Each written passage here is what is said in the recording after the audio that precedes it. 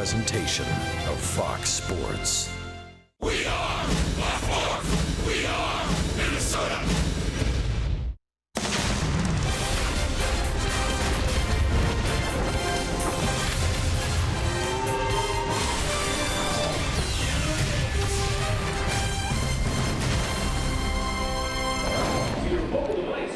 After the postponement with the rain last night, it's just a quick two-game homestand for the Twins against the Baltimore Orioles before they head back on the road. The matchup on the mound features the former LSU Tiger Kevin Gausman, coming off a brilliant 8 innings of shutout baseball against the New York Yankees. He'll face the 21-year-old Jose Barrios. The rookie goes for the Minnesota Twins in Major League start number 3. Welcome inside Target Field. No rain in sight tonight. It's just cloudy and cool with some wind here at Target Field. Let's take a look at our series setup. This is a rematch of the season opening series that saw the Orioles at home sweep the Twins, holding Minnesota to just 6 runs. But Baltimore's been dramatically better at home, 13-5, as opposed to just 5-7 on the road. The Twins are hoping that good starting pitching can be contagious. After a rough patch last week, Tyler Duffy gave them a solid 7 innings in defeat in Chicago on Sunday.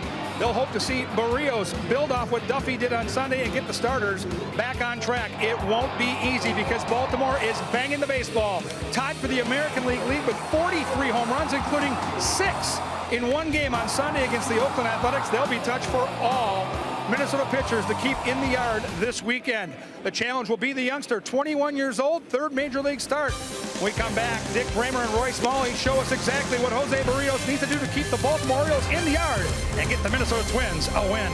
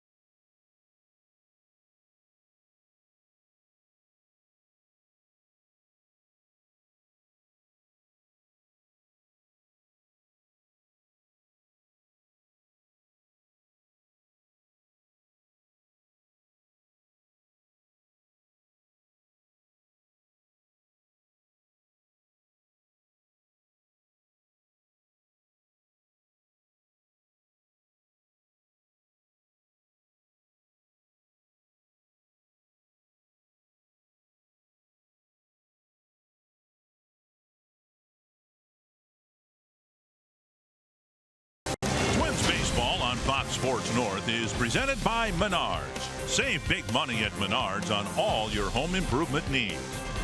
By Dodge. Visit Dodge.com or your local dealer today. And by Sanford Orthopedics and Sports Medicine, for the everyday competitor in all of us. Gray skies, but no rain. And finally, we'll get this Orioles-Twins series underway here tonight at Target Field. Not an easy task for the Twins at all. just finished playing the White Sox. They're the team with the best record in the American League. The Orioles have the second best record in the American League. And we welcome you to Target Field. Dick Bramer along with Roy Smalley for the opener of this now 2-game series with the Baltimore Orioles. We saw in his last start a few more glimpses as to why Jose Barrios is considered such a hot prospect for the Twins. He has got big league stuff. There's no question about it. 2 different fastballs, 2 different breaking balls, and a changeup. You've got big league stuff, so throw it over. Here's the key for Jose Barrios. Use all of your pitches because they're all big league caliber, and throw it over. And if you didn't get point number 2, go to point number 3 and see point number 2. Pound the strike zone because it puts so much pressure on the hitters when you've got that kind of stuff and you're throwing it for strikes all the time. The Orioles are in first place in the American League East. They've got a productive lineup, and the most productive hitter is still just a young guy in this league, but he's one of the best players in all of baseball, Manny Machado. All-star already, but this young man can really play the game. He's got a great swing. He can hit the ball out of the ballpark to all fields. He's a high average hitter. I think the ceiling is really, really high for this guy. You know, Dick, on every team, it seems like opposing team, there's one guy you'd pay to come and see play. Manny Machado is that guy for me on the Baltimore Orioles. I'd pay to get in the ballpark and watch him play the game. Well, you can't have a shorter homestand than this one is for the Twins. Now down to just 2 games, and the Twins hope to pick up a couple of wins in the next 24 hours against a really good Baltimore Oriole team.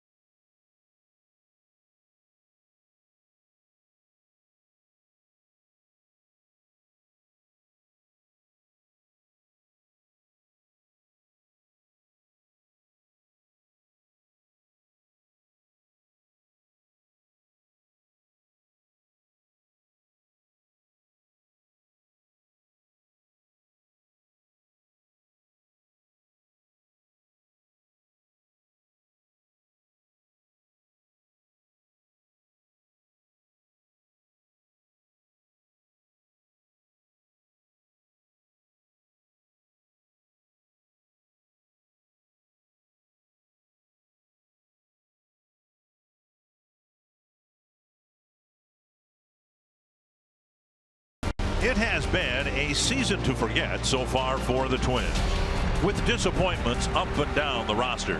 Minnesota's in search of any kind of spark to ignite the team. There have been signs of life at home, where tonight the Twins look to get things headed back in the right direction. To the left field corner. Drops a game winner. A drive to right field. And gone. How about that? Race to center field. The Twins walk off the Indians again. And the Twins were swept and walked off once by the Orioles when the season started in Baltimore. And I'll be honest with you, Roy, that seems like 3 months ago. That's the way it goes. It really does. That's and so the way it goes. The Twins have a chance here to offer some payback to the Orioles. And with a new face on the mound, at least new in relation to the Baltimore Orioles, they've never seen him before. Buck Showalter's team had a terrible spring training. Awful. They didn't get a win till their 13th game of spring training. And then they came out of the chute with a good series against the Twins, won their first 7 ball games. Here's how they line up tonight. The Menards batting order has Joey Rickard leading things off, and then Manny Machado, Adam Jones, Chris Davis, Mark Trumbo, Matt Wieters, Pedro Alvarez, Jonathan Scope, and Ryan Flaherty, and they'll all face right-hander Jose Barrios. Jose Barrios already has shown us big league stuff. A four-seam fastball, two-seam running fastball with great movement, 2 speeds and tilts, a breaking ball and a changeup. He has got big league stuff, as we talked about in the open. He just has to stay ahead of hitters, not walk them, let that work, let that stuff work for him. Take a look at the Twins out in the field. Waldo Arcia is in left field, Danny Santana in center, and Miguel Sano in right. Lufin Nunez on the left side of the infield, Dozier and Mauer on the right side, and Kurt Suzuki behind the plate. Lineups were published for the opener of the series, what we thought would be the opener last night, and both teams coming back with the same lineups in what in reality is the opener here tonight. Joey Rickard, quite a story for the Orioles. A Rule 5 pickup, and he takes outside ball 1 from Barrios. Rickard with good numbers across the board, and there's the outside corner at 94 miles per hour. Rickard, Machado, and Jones in the Oriole first. And again, 94 down and away on the black. It's just so much fun to watch this kid. It's going to be fun to watch this kid continue to develop. Pop up left field. And coming in is Arcia. And he makes the catch with Nunez just standing there. It's a ball that a shortstop might call off or retreat on and make the catch. 1 down. Somebody caught it. And that'll bring up Machado. A little bit of wind blowing in from left field, but as the weather conditions have been so far here this year, this is one of the calmer days here at Target Field. Here's Machado, the American League Player of the Month, and he laces the first pitch right over the rubber, right over the second base bag and into center field.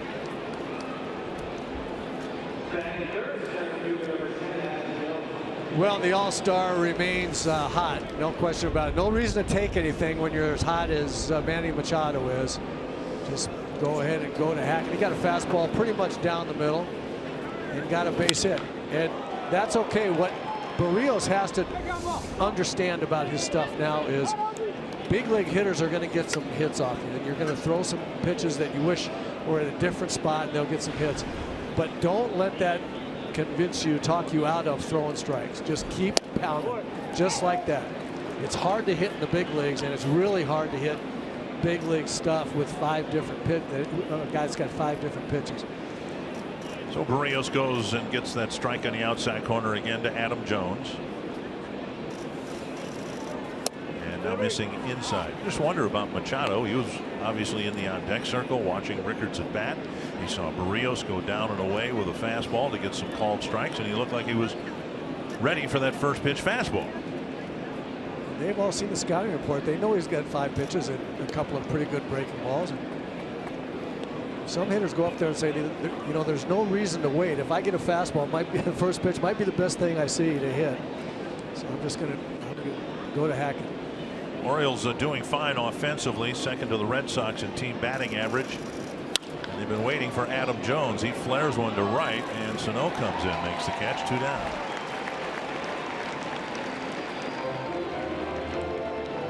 A couple of home runs for Machado. The team hit 6 of them on Sunday, and he's just been on fire. In the midst of all that is a position change from third base back to short. You know, that's as impressive as anything. I mean, shortstop's not an easy place to play when you haven't played it for a while. You've been playing third. Even though he came up as a shortstop, just to go back there and have the pressure of the kind of the captain of the defense back on your shoulders and then continue hitting it, it takes some talent. Adam Jones hitting 200, Chris Davis hitting 200, but with plenty of power. 8 home runs on the year. 1-0.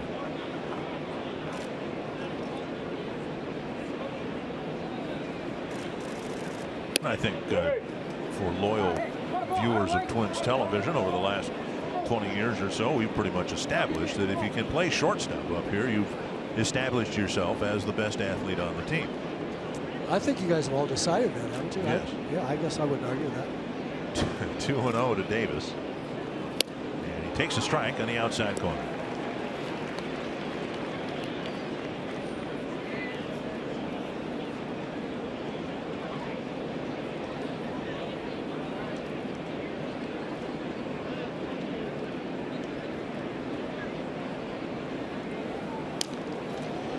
Barrios in his debut didn't fare too well against the Indians, but in addition to the jitters he had to have been feeling in his major league debut, there were the shivers. It was 38 degrees at game time. Much nicer than that in Houston, and I guess a typical spring day here. Swing and a miss, and it's 2-2, and Davis may have clipped Suzuki with his follow through on his swing. So now you see the two fastballs that Barrios has. He went away with a running fastball, what they call a two-seamer, 3 straight pitches to get a 2-1 count, and then through the four-seamer, the riding fastball, the straight one that looks like it jumps a little bit in on the hands, threw it right by Davis. See what he comes back with here. Time called at the plate just as Barrios was ready to spin and throw to first. Davis with a big swing, and Suzuki probably says, "Is that all you got?" Yeah. He just took a foul tip square on the mask in Chicago, and his neck muscles are still hurting. 2-2 to Davis. And he missed down and away with a fastball. Came in on him, then tried to hit that outside corner with the two-seam, the running fastball, just left it a little low. Trumbo on deck. He is really enjoying his first year with the Orioles. And here's a situation too where you can strike Davis out in under his hands. Let's see if Kurt will go back in there. Got him. Yeah, that's a good pitch. Check swing, a 95-mile-per-hour fastball. Barrios pitches a pretty clean first inning against the Orioles.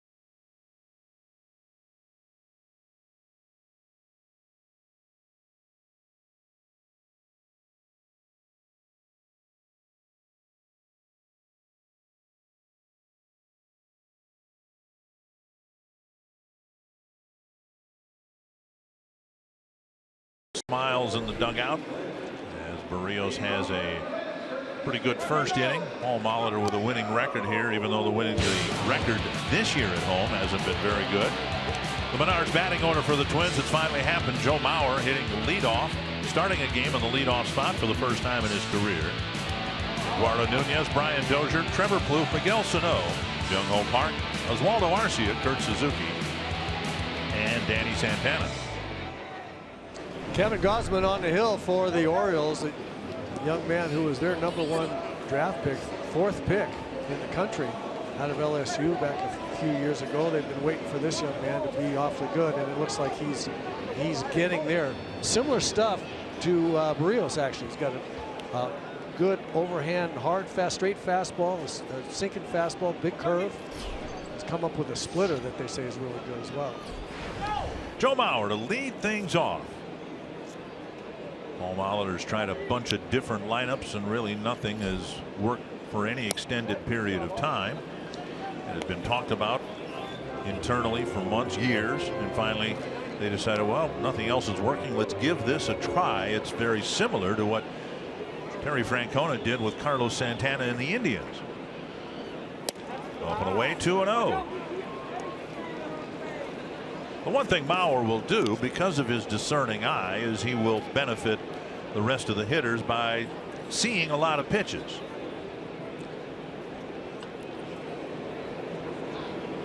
There's a strike, 2-1. There's just a lot of things that Joe does in the batter's box that benefit himself and his teammates, and you make a very good point. He will see a lot of pitches, and if his teammates are paying attention, that will help him. Off the plate, 3-1. Joe's had a difficult road trip, particularly in Chicago, but his on-base percentage at .420 is still leading the American League. And now it's 3-1 with Nunez on deck. Swing and a miss. 3-2.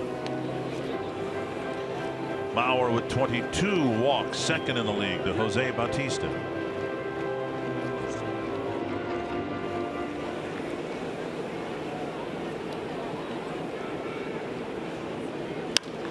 Line to the left field corner, but twisting foul. What we're talking about, Mauer with a .420 on base percentage. Altuve, Machado, Ortiz, and Trout in the top 5.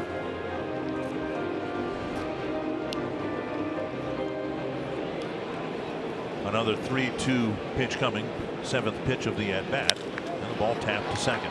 Backhanded by Scope. 1 away. Northland Ford defense for the Orioles. Joey Rickard, fleet of foot in left field. Adam Jones, former Gold Glove winner, in center. Mark Trumbo in right. Flaherty in at third, with Machado moving to short because J.J. Hardy is out with a busted foot. Jonathan Scope, Chris Davis on the right side, Matt Wieters behind the plate. Here's Eduardo Nunez.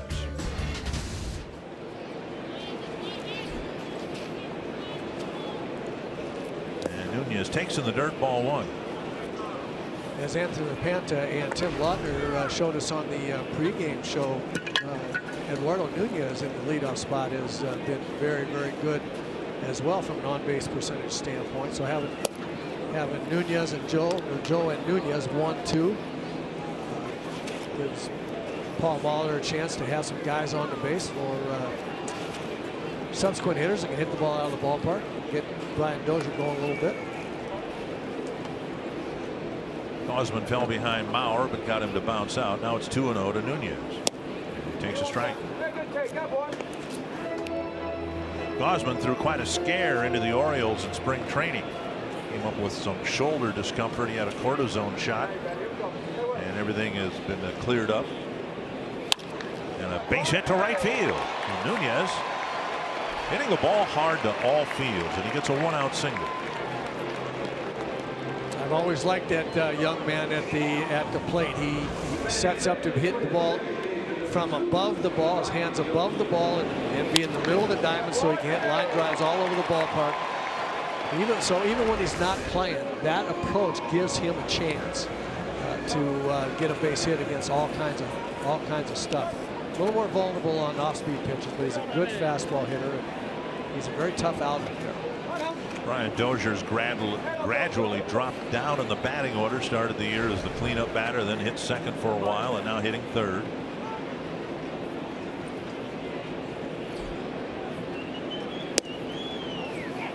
Over the inside corner, strike 1. You can see right here, you see his hands above the ball, which means the big end of the bat won't drag very much. It'll be right there in his contact point, back on the plate. Really good swing. Good approach.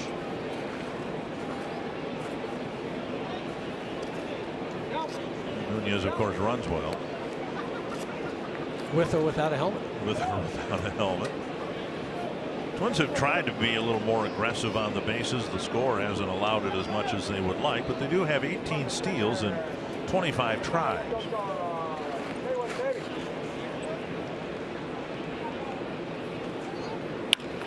Base hit left center field. Nunez flying around second, hesitates, but he'll go to third. And the Twins have runners at first and third with one away.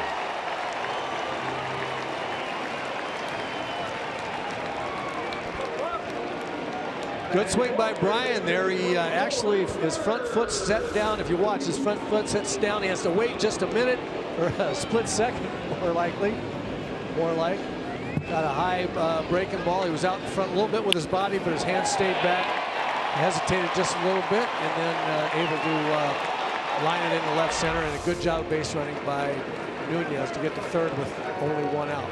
That's the gamble that you want to take with one out, is trying to get to third with one out. It's a good gamble.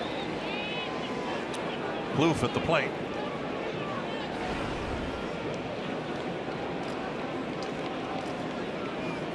The sharp singles here in the first against Gausman.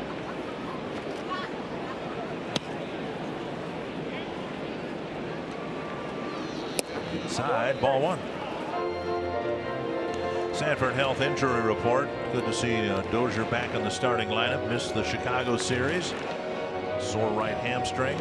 And the postponement last night probably didn't hurt Brian at all, and it may have helped, obviously, getting another day off. 1-0. And outside 2-0. Gausman struggling already with 15 pitches here in the inning.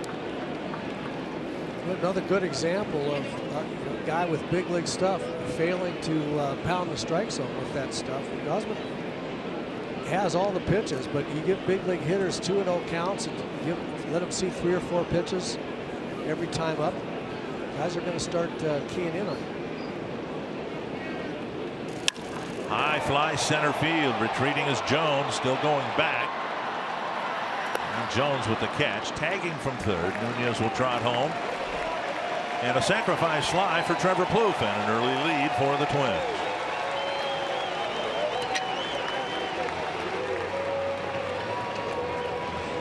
Well, good base running by Eduardo Nunez and a very nice at bat by Trevor Plouffe. Again, runner on third, less than 2 out, stand in the middle of the diamond so you're not fooled and make it a weak out that can't get the runner in from third. You'd love to hit the ball out of the ballpark there. You'd love to hit a double and keep things going. But the main thing, when you're not going well, do the fundamental things right. Get yourself the lead first in the game by getting the runner in from third. That's a good at bat. Here is Sano.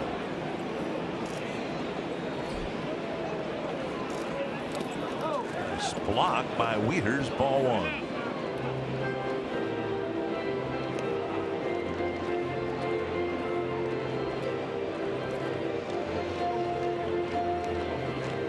Sano hoping to break a home run drought here in this condensed homestand here with the Orioles. A night game today, day game tomorrow.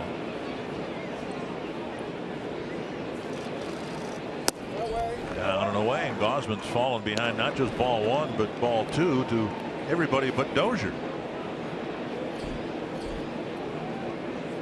Well, you see the pitch count there, 50-50 balls and strikes, and that won't get it done in the big leagues. It's a shame, you know, when guys with good stuff like this struggle to throw it over. 2-0 to Sano. Jack swing and a strike.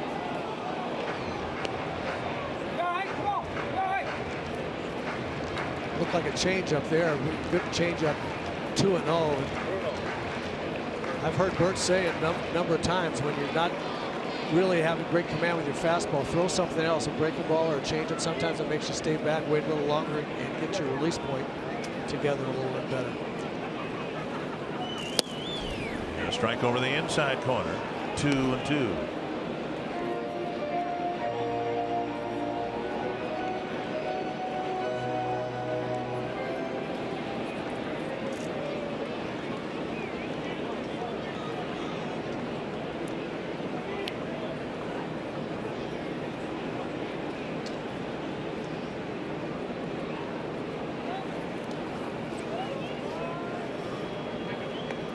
of course, a threat to steal. He's taken a couple of steals without being caught. I think in this situation, though, you'd let it ride with Sano, right? Yeah, I would. If he throws the ball here, you get to 3-2 anyway, and it'll be off with the pitch. Plus, with that hamstring, I'm just not sure that Paul Balter will be real anxious for Brian to take it off. Sano takes inside. Now he will take off with 2 gone and the count full. Right now, he can wait for the pitcher to for sure go into the plate. He doesn't have to dig real hard on trying to get a jump and take a chance on tweaking that hamstring. He can run a little bit more under control. Orioles will have Davis continuing to hold Dozier at first. Full count to Miguel Sano. Half swing, that's strike 3. And Sano hustling down the line, but Wieters throws him out. So a strikeout ends the inning. Twins got a couple of hits and a timely fly ball from Trevor Plouffe to take the first lead.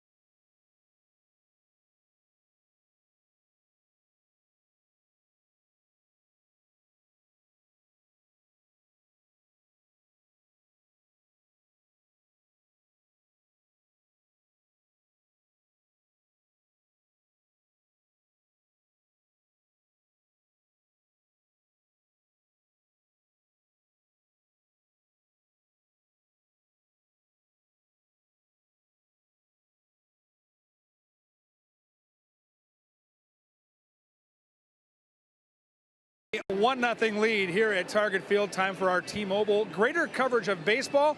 Deals with the center field position filled by Santana right now because Byron Buxton got off to a slow start. Sent down to AAA Rochester guys. Off to a pretty good start back at the plate, though. 11 for 30, 3 home runs, couple of doubles. I asked Paul Molitor about that yesterday. He said no doubt they're trying to shorten the swing, get that ball in play, and let him use his speed. He said still too many strikeouts. That's the one area we're concerned with. We want to see him improve. And Molitor says day by day, though, as he gets reports from Rochester, it's coming along nicely at the plate.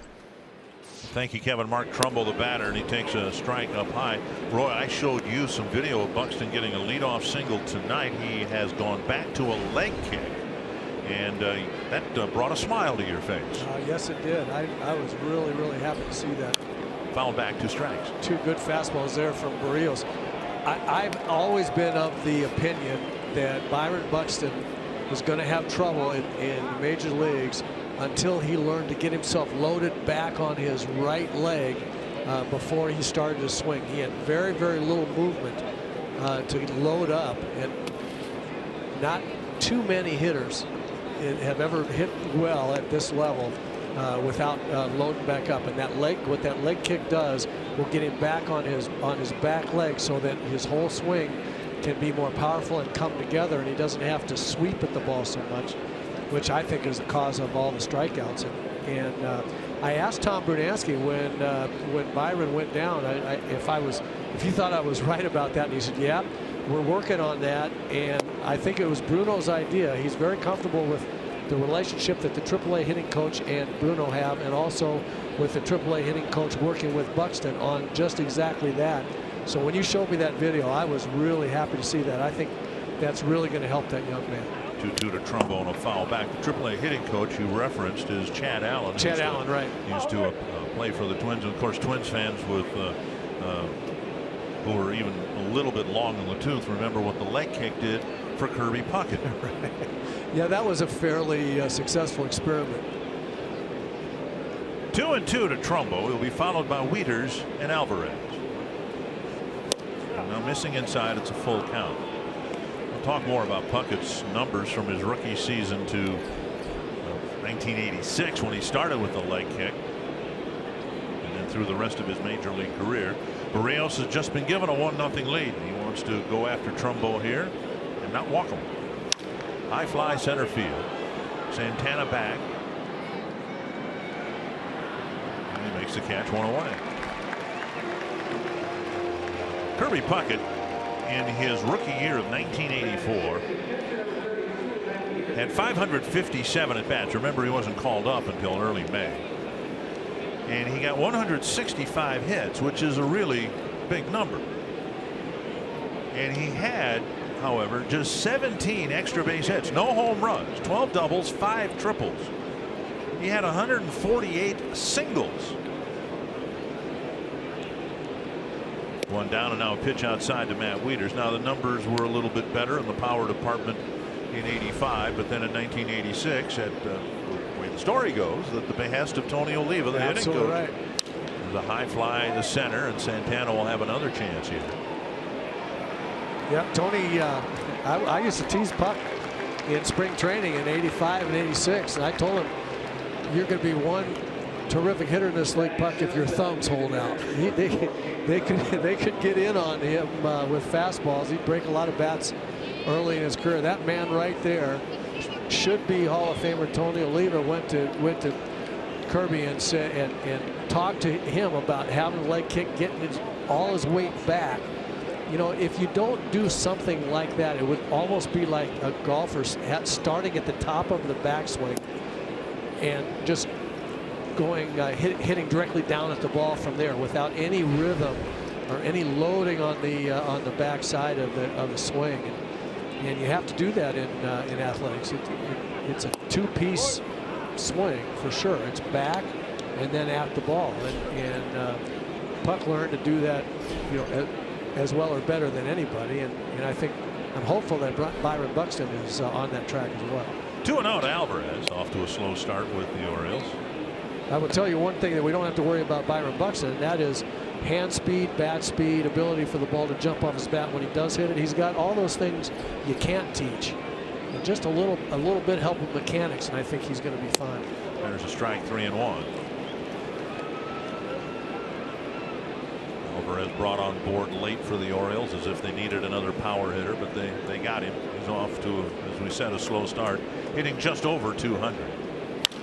And on the ground, and a nice play. I won't record an out, but off the backhand side of Nunez's glove to Plouffe and then over to Mauer. It's a 2-out infield hit for Alvarez. First ball hit on the ground against Barrios, and that'll get Schoop to the plate. Would have been one terrific play if Nunez could have made it. He had to go a long way to just to get to the ball. You can see where he's playing. The ball's hit directly at normal shortstop, but with the shift he had to go a long way to backhand it. I don't think he was going to be able to make a play anyway. That would have been the play of the week. Well, we just seen that on the yes, on the replays, no question. Here's Schoop, and there's ball one. Barrios now starting to fall behind some hitters.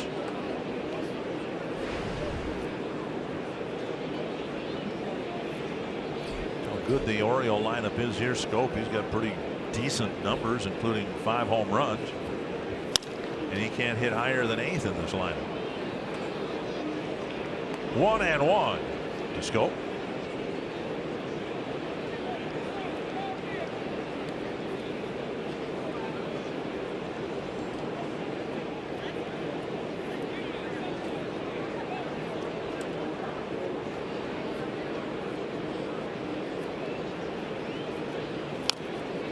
And we saw even from the center field camera there that fastball, yeah, we've seen him spotted on the outside corner, but when he runs it to that side, it's got some jump to it. Oh, it's got a lot of movement hard in on right-handers, and that really gets in the head of a right-hander. Watch this ball run in hard. Starts right on the corner and runs in under his hands, And that will give the hitter the jumps. I'll tell you, that'll make him vulnerable to this pitch on the outside part. See how his rear end was already gone?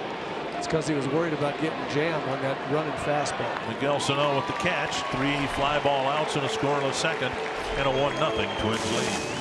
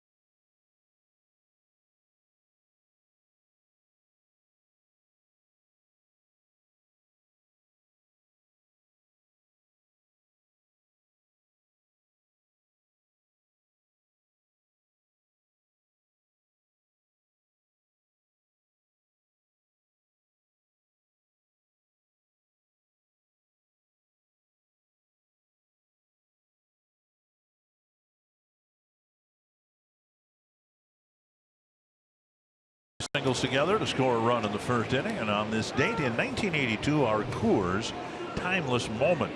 Gary Ward hit the first grand slam in Metrodome history off Red Sox pitcher Mike Torres. And Minnesota would lose the game, however, 9-5 to Boston. First year at the Metrodome. Byung-ho Park will lead things off here in the second. Park will be followed by Arcia and Suzuki.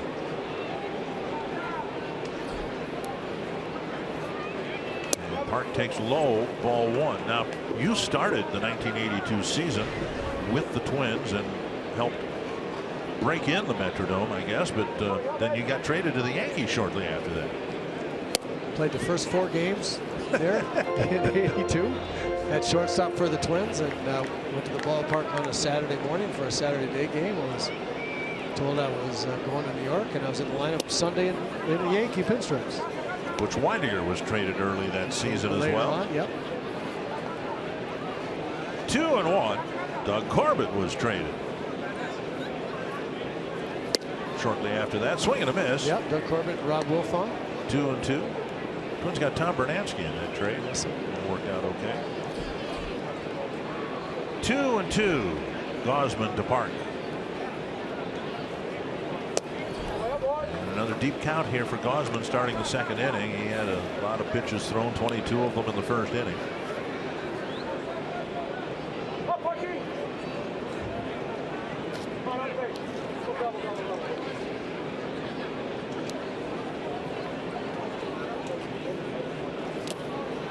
Foul tip, and Wieters makes the catch. 1 down. That'll bring up Arcia. Oswaldo Arcia, you can see here his hits by direction, 7 to center, and even more importantly 6 to left field. It goes down to the bottom. Only 4 hits to left all of last season, and to the degree that he will trust that there are hits in center and left field, which makes him watch the ball longer, makes him not swing at bad balls, he will become a really pretty good hitter. He's got all the talent in terms of strength and bat speed. He believes in himself, but he's got to believe that every pitch does not have to be approached like you want to hit it 600 feet to right field. And a strike on the outside corner, strike on the inside corner, and you saw the shift with Ryan Flaherty playing in short right field.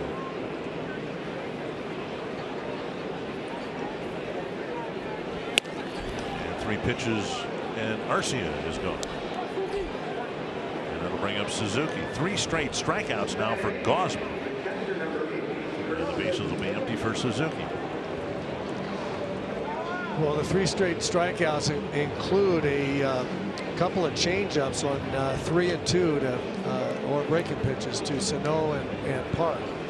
Guys just deciding that on the 3 and 2 count they were going to get fastballs and jumped out there early and didn't wait and see the ball. And now Suzuki facing a pull shift. 1 strike. And my guess is if Suzuki gets a hit, it's going to go to right field. He might be the best Twins hitter at spraying the ball around. Outside, 1-1.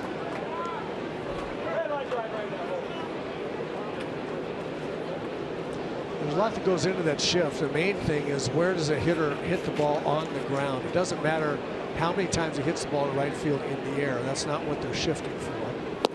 They're shifting for looking at the pattern of balls hit on the ground. And what this shift says to Buck Showalter is he might hit one over there to right field once in a while, but he's going to hit 9 out of 10 or whatever the number is, and I'm just going to shift it over there. So as a hitter, you look over there to right and say, I'd like to hit it that way, but then how are they going to pitch me? A blast to left center field, chased by Jones, and he makes the catch short of the track. Pretty well hit ball by Suzuki. A 1-2-3 second for Gausman.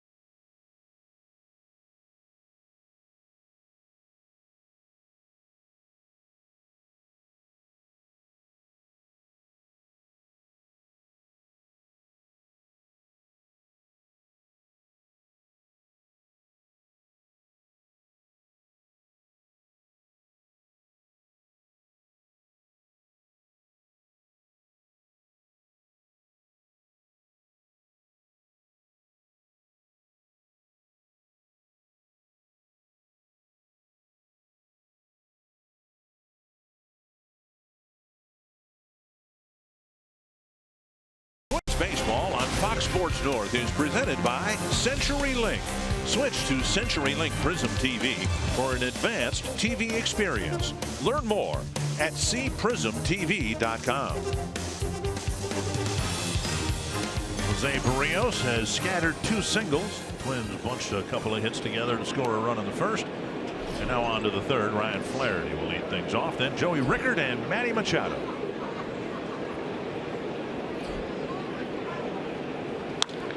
Punch to center, and Santana going back, still going back, and he makes a running catch. No, he dropped the ball. And Flaherty gets in on a first pitch double just out of the reach of Santana.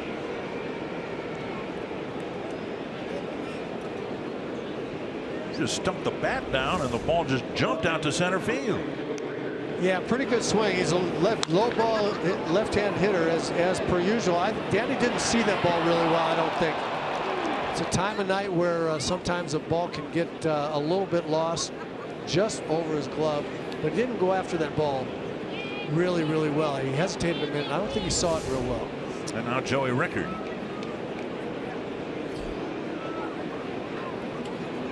Squaring to bunt, taking a strike.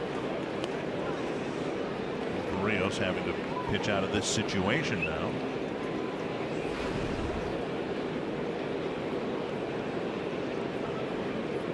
Tying run at second, nobody out.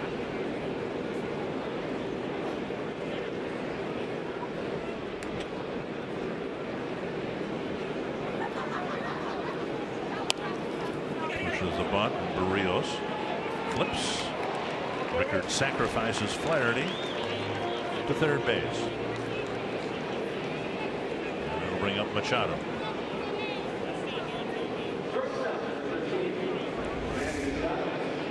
He's a good athlete. Bounce off the mound quickly. Throw a bullet over there to Joe from short range. Nice play. I've noticed him on the mound in his now his third start, but then 2 starts previously. He saw all the Twitter feeds of Barrios off-season workouts. You can tell he's a really well-conditioned athlete. Infield in for Machado. He takes strike 1, an off-speed pitch. Barrios tried to get a first pitch fastball by Machado in the first inning, and he whistled a liner into center field.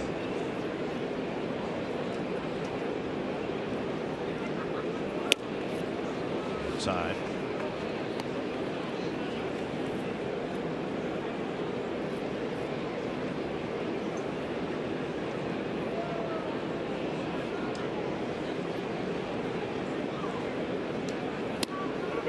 Working him inside again, missing.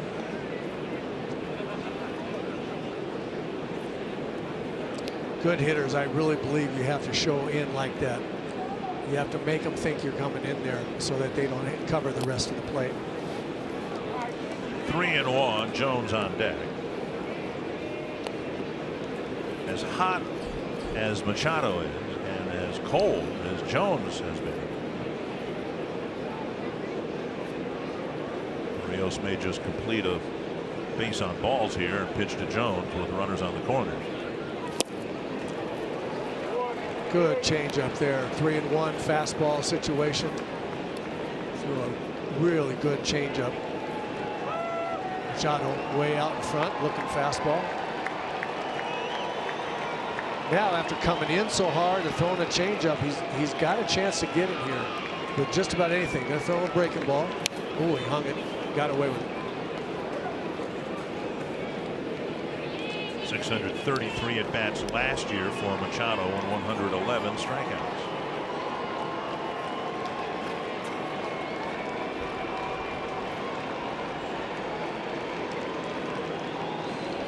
Another 3-2. And he walked him. First and third, 1 down, and May 19th is Star Wars night at Target Field. A limited number of Star Wars night themed ticket packages are available that include a game ticket and Plouffe Skywalker bobblehead. Go to twinsbaseball.com/Star Wars to learn more about the Star Wars night offer. Trevor Plouffe to the mound to talk to Barrios. You made a good point just a second ago, Dick, when you said not that bad an idea to pitch carefully to Machado, as hot as he is, and they'll pitch to Adam Jones, because he really is not hot at all. But he's a good hitter. The only way that makes sense is by putting a hot hitter on base to pitch this guy. Is if you can throw it where you want to throw it. He can get Jones out now. Jones can be had. Popped up, fouling out of play. But you have to have the poise as a young guy to go ahead and throw your stuff in the spots you want to throw it. We see catchers go out and talk to pitchers from time to time. What's an infielder tell Barrios in this case? You know, Trevor is a smart guy. He might have told him the same thing. Just go right after this guy. You've got good stuff. Don't give in to him. Pitch him tough. Give him your best stuff. Swing and a foul. 0-2.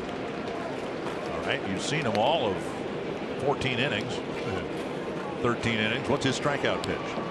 Well, he's got 5 strikeout pitches. He's got 2 fastballs, 2 breaking balls, and a changeup, all of which, depending on the count, can strike somebody out. So right now, 0-2. I would go to the perimeter of the zone somewhere, either on the outside corner, off the corner, or up and in. Then if you miss, you're okay.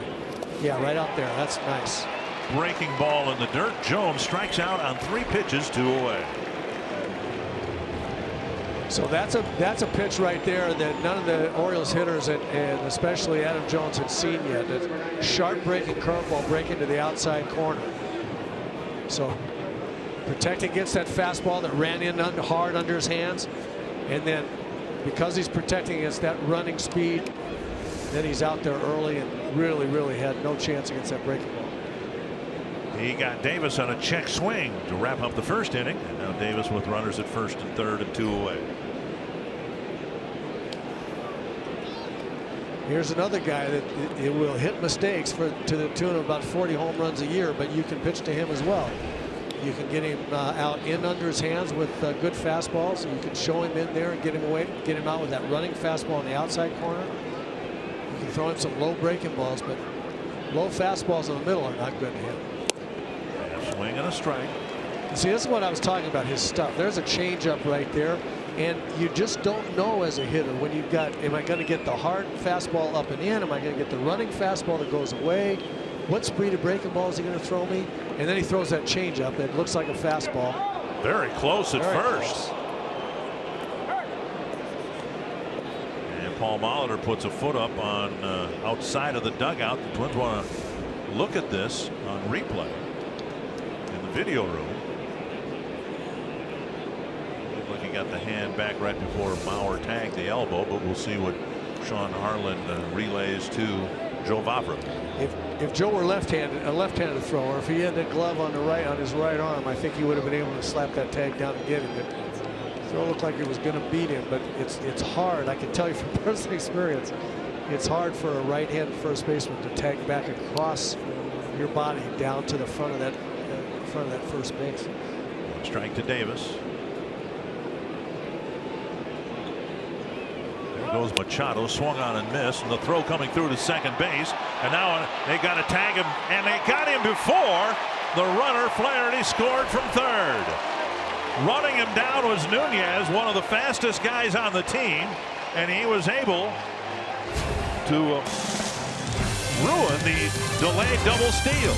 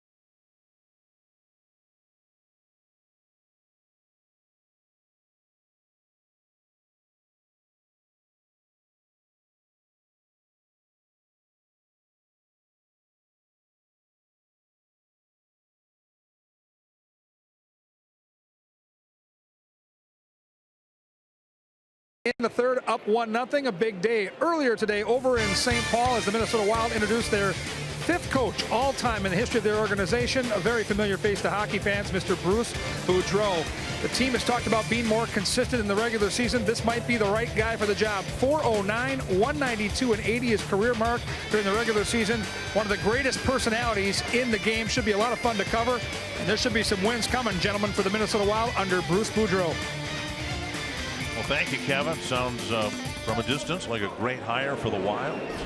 Danny Santana taking ball one from Kevin Gausman, leading off the Twins' third. The Twins' one-run lead preserved.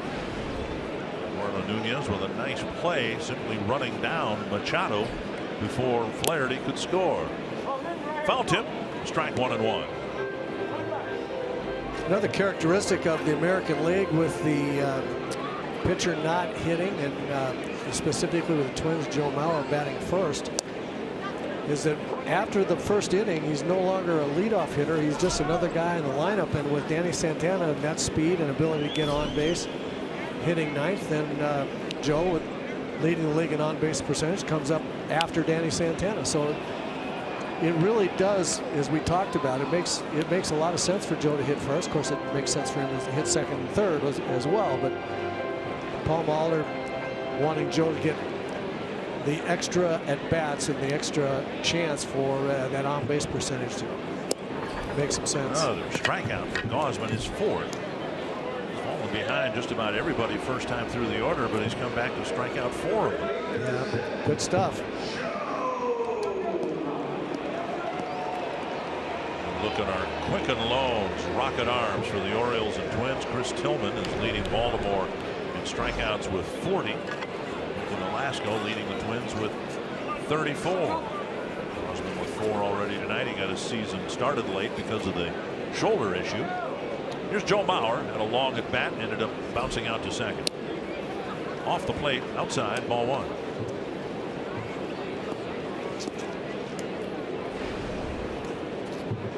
Mauer's first game as a leadoff batter. Starting lineup as such. Made a couple of pinch hitting appearances years ago for Carlos Gomez when Gomez was a leadoff batter.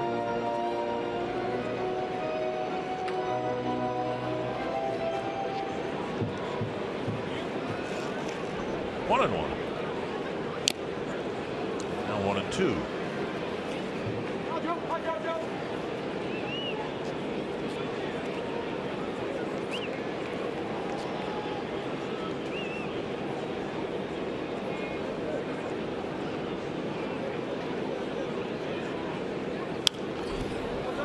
Have had some success lately without a number 1, maybe even without a number 2 starting pitcher. Starting pitching has not been a strong suit, and yet Buck Showalter and the Orioles envision Gausman as being that guy, much like the Twins eventually hope Jose Barrios will be that number 1 guy for them. 1 and 2. Or flips another one foul, almost to the same spot in the second level. But you mentioned the Orioles having such a rough spring training. Buck Showalter came out of spring training not knowing anything at all about his starting pitching. He just didn't know. And it said he didn't know what to expect. He's got a great bullpen, and he's got a bunch of guys that hit the ball out of the ballpark. And so far, that starting pitching's been good enough for those other things to. Mauer strikes out 2 down. For those other things to get him into first place so far. Little change up there. That's that split finger that we talked about. He doesn't throw it a lot, but after showing you 94 miles an hour with good life on the fastball, then to see that splitter, it looks like a fastball, and the bottom just drops out of it. 2 down. Nunez with a line drive single to right, and then later in the first inning a run scored. Inside, ball 1. Toyota key stat. Nunez would be among the league leaders if he had enough plate appearances. He does not, but he's still at 372. Would not be leading the league. That would go to Nick Castellanos. Tigers have been really patient with Castellanos. Patience almost exhausted a time or 2, and now he's rewarding them with a tremendous year so far. 2-0 to Nunez, and 3-0 with Dozier on deck.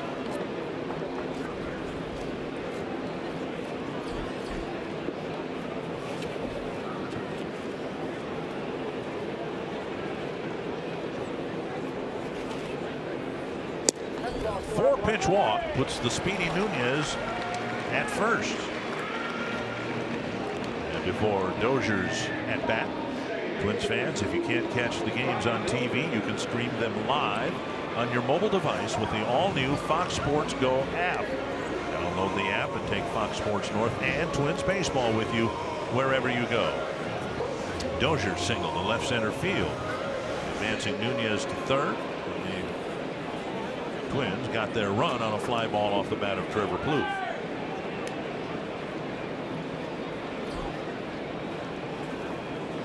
And Nunez dives back. Nunez with 5 steals and 7 tries. Nunez and Santana tied for the team lead with 5 steals apiece.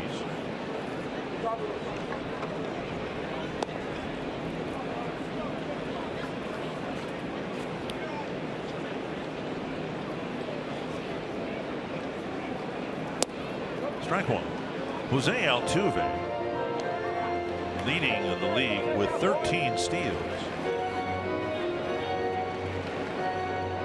Then names like Ellsbury, Rajai Davis, Mookie Betts, Alcides Escobar.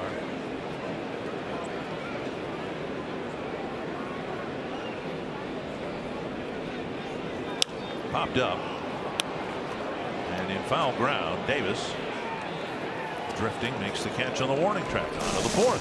Twins up 1-0.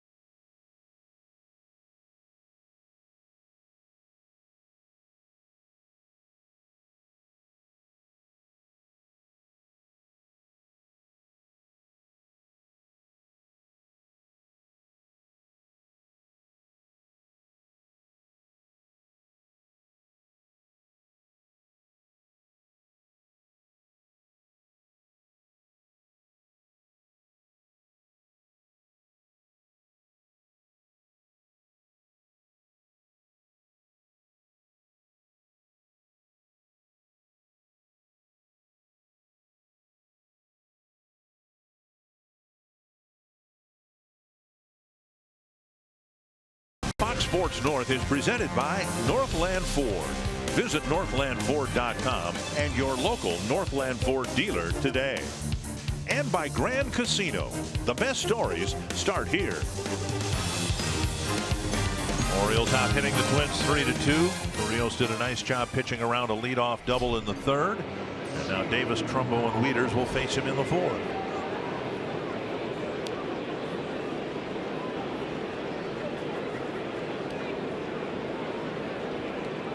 Davis struck out on a check swing to wrap up the 1st inning. He was at the plate. The Orioles tried to put on a base running play. And Nunez thwarted the play. 1-0 to Davis.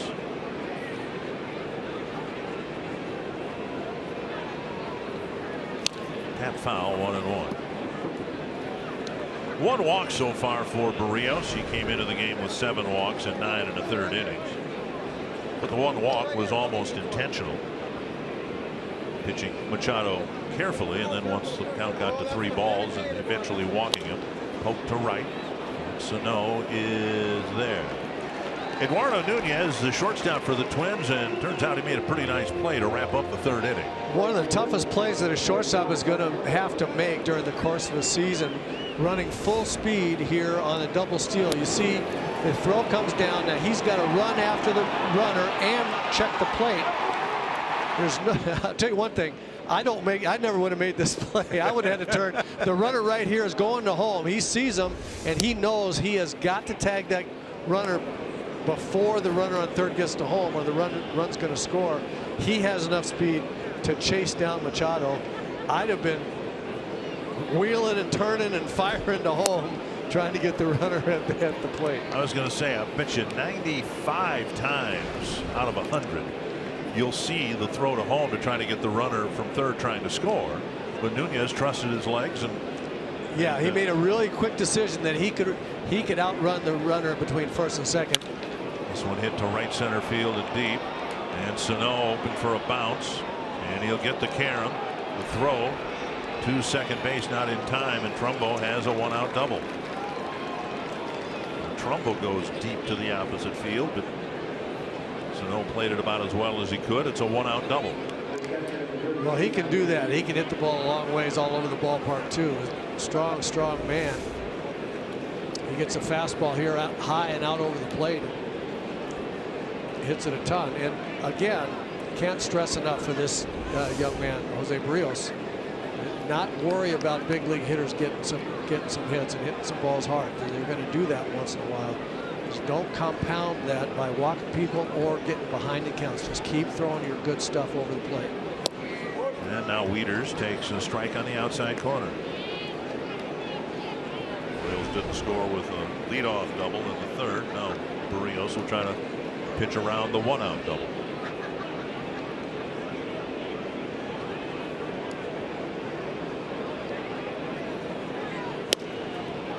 There is hope in Baltimore that this team will stay at or near the top of the division, and the hope lies in the fact that Jones is hitting under 200, Davis is hitting under 200, Wieters is hitting just over 200, Alvarez is hitting just over 200. And those guys are established hitters who figure to hit a lot better than that. There's going to be even more offense that happens in Baltimore. There's no question. But like everybody else, they're pretty much going to play the way they pitch, and if the starting pitching is going to be key for them. 1-2 to Wieters. Pick off to second. High throw snagged by Nunez.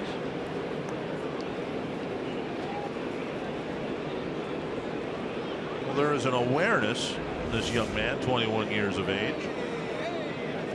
We've seen him throw to bases quite a bit here, to first base early in the ball game, and spinning and throwing to second.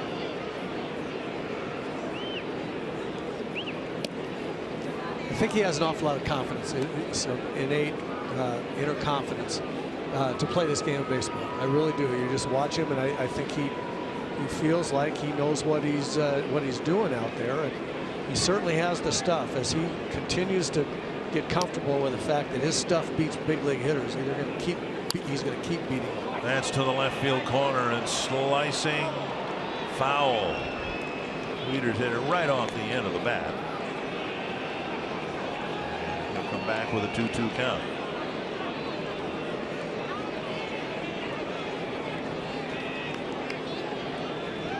Well, what are the keys to the game?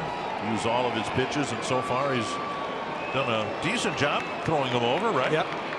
He's used them all. He's throwing it over. 38 strikes out of 58 pitches. Absolutely. He's doing a good job, and you're not going to throw it where you want to all the time. Against Wieters, a high outside breaking ball, not the best pitch, but you're going to do that every once in a while. Just keep pounding the strike zone with your good stuff. Tailing fastball misses, and now it's 3-2.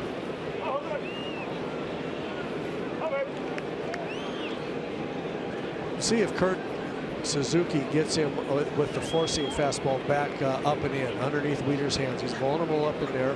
Looks like he's going to go away. Changeup.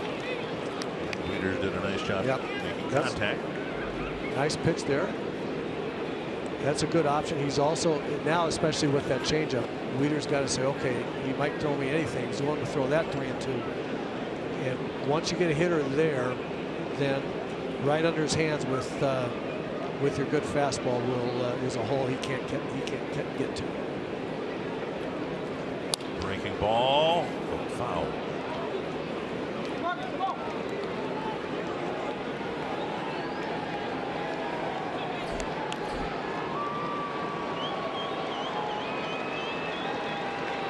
This will be the ninth pitch of this at bat.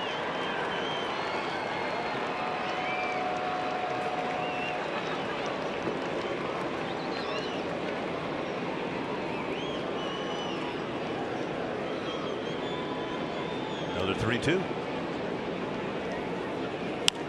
Popped up, and this will spin back over the Oriole dugout. Almost had him there. He was trying to come in with that fastball, and it just leaked out over the plate just a little bit, but it was high enough. Wieters left-handed.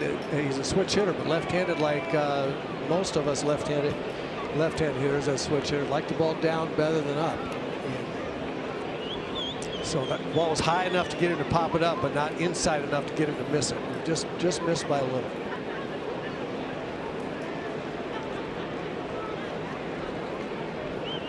Rios reloads, another 3-2. Into right field, a base hit. Trumbo to third. Here comes Sano with a throw to the plate offline, and it rolls away from Suzuki. That will allow Wieters, who had a good at bat, got an RBI single, and he advances to second.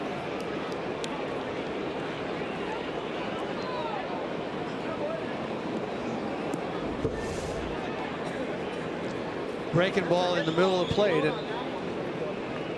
Wieters with 2 strikes was really protecting against that soft stuff pretty well and did a good job of hitting that ball in the right field.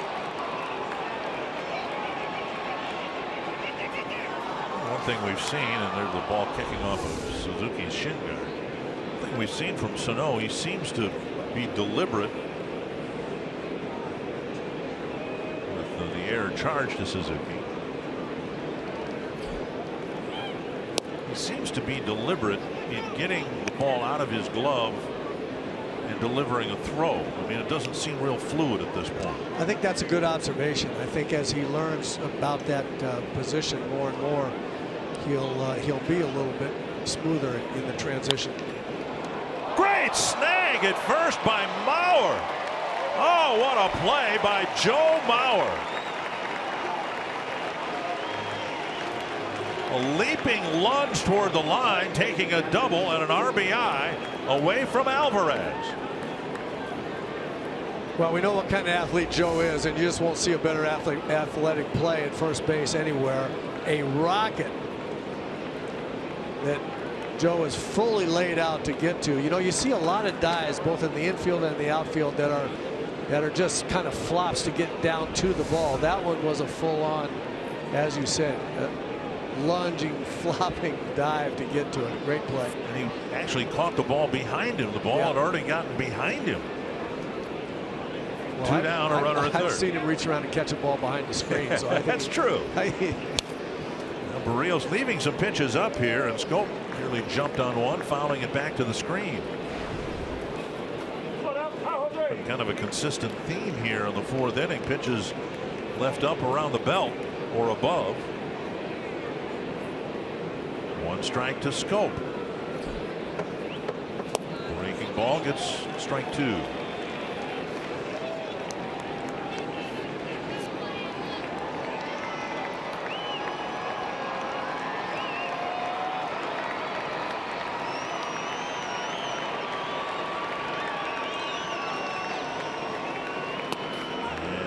Blocked by Suzuki. 1-2. The strikeouts, I think, have all come on the breaking ball, have they not? He doesn't need to strike out Scope here, but Davis and Jones, I think, each went down on a curveball.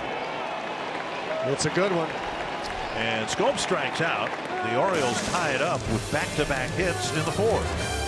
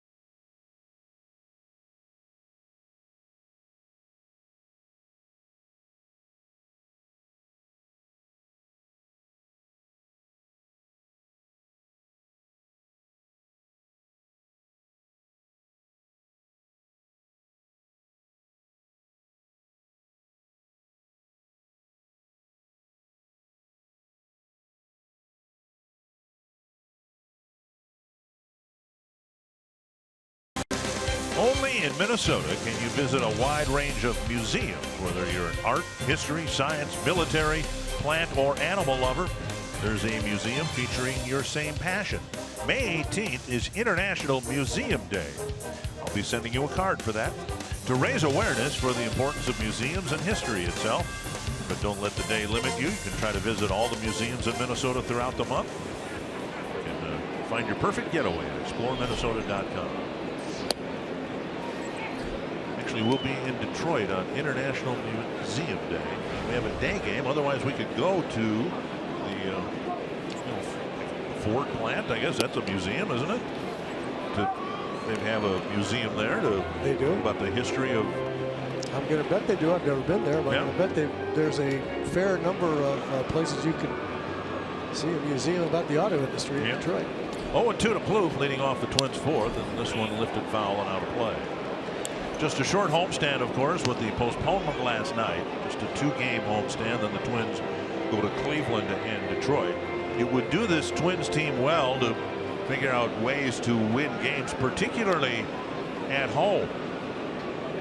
They had a .500 homestand in their first homestand of the year. Plouffe takes a ball. But coming up in June, Twins have a stretch of 17 out of 20 games here at Target Field. And if there is a run for this team that can get them close to the 500 mark, it'll probably come at home, and it'll probably come during that 3-week stretch. There are usually 2 stretches during the course of the season that prove pivotal. One big stretch at home like that, where a team can really establish itself. That's a fair ball down the line. Good at bat for Plouffe. Fell behind 0-2. He'll round first. He'll run on Rickard's arm, which is not the strongest, and he's in with a double. That's an excellent at bat by Trevor Plouffe, all set up by a really good take on an 0-2 breaking ball. We've seen other hitters swing at it. He laid off of it, battled back into the count, and then stayed on a changeup, a 2-strike changeup, hooked it just inside the line for a double. That's a nice at bat. Fox Tracks presented by Dodge. Running hard right from the contact point, which he had to do because he just barely made it. Here's Miguel Sano, struck out on a check swing his first time up. He's trying to take advantage of the leadoff double. A couple of productive plate appearances for Plouffe here tonight. Sano, a check swing, this time ball 1. Sano now with 42 strikeouts, most of them swinging, and most of the swinging strikeouts on check swings. And he had another one in the first inning. At least that's my impression. He gets called out on strikes many times. A 3rd strike on a check swing. Chopped toward 3rd, picked off by Flaherty, and Sano retired. Plouffe still at second base. Bring up Young-Ho Park. The Budweiser Roof Deck is the ultimate Minnesota Twins outdoor experience. Roof Deck is available for your groups of 250 guests on both Independence and Labor Day weekend.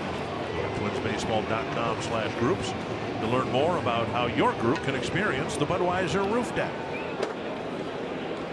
Park struck out swinging his first time up.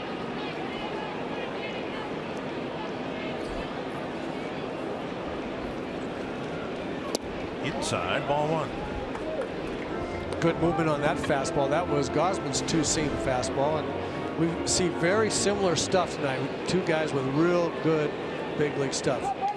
A straight fastball, a sinking running fastball, big breaking balls, and changeups.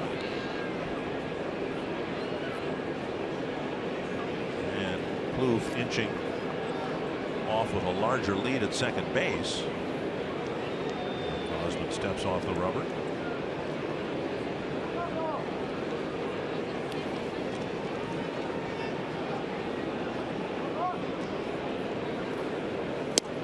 Strike call. Like the Twins, the Orioles signed a South Korean player, Young-Soo Kim. And Kim hardly is playing for the Orioles.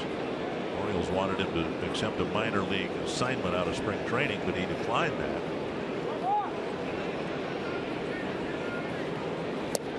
Mark takes inside. Very close pitch. 2-1. I think everyone has to be thrilled with how Young Ho Park has adapted to everything there is about being a big league ball player in this country. I think he's way ahead of my expectation. For sure. I've been very impressed with him. 2-1. And inside again. 3-1. Yes. One of the things that I'm so impressed with is the pitches that he takes. He's done a really, really good job of trying to get pitches that he can handle, and we've seen what he can do when he does get one he can handle. But he's not a wild swinger. He swings under control most of the time in terms of pitches that in the strike zone. Swing and a miss on the off-speed pitch. Both these pitchers, and Berrios 4 years younger than Gausman, have developed the knack of pitching and not delivering the pitch that the hitter wants. 3-2 to Park. Chop towards short. Again, Kloof has to stay at second base. Machado's with the throw across the diamond to Davis. 2 down. We'll bring up Arcia. Carsoup.com trivia question: who are the 3 active managers to win the Manager of the Year award 3 times? Well, I know Buck was one. Right. I was pretty sure it was Showalter. Here is Arcia. Arcia, assuming he did celebrate his 25th birthday yesterday. And the whole evening to celebrate since we didn't play baseball. High fastball, 96 miles per hour. Arcia, who struck out on that pitch in the second inning. He will never hit that pitch, ever. And there's nothing wrong with that. And there's nothing wrong with the admission of that. He's a low fastball hitter. And to the degree that he will not lay off that pitch, he will not fulfill his potential as a hitter. To the degree that he learns not to swing at that, then he's going to be better. Gausman humping up now. We saw 97, 96, 97.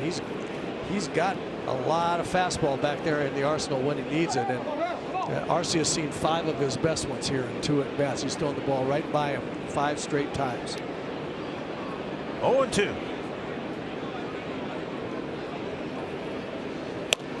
He laid off at 98. He is going up the ladder. 96, 97, and 98. Up the ladder with speed and location.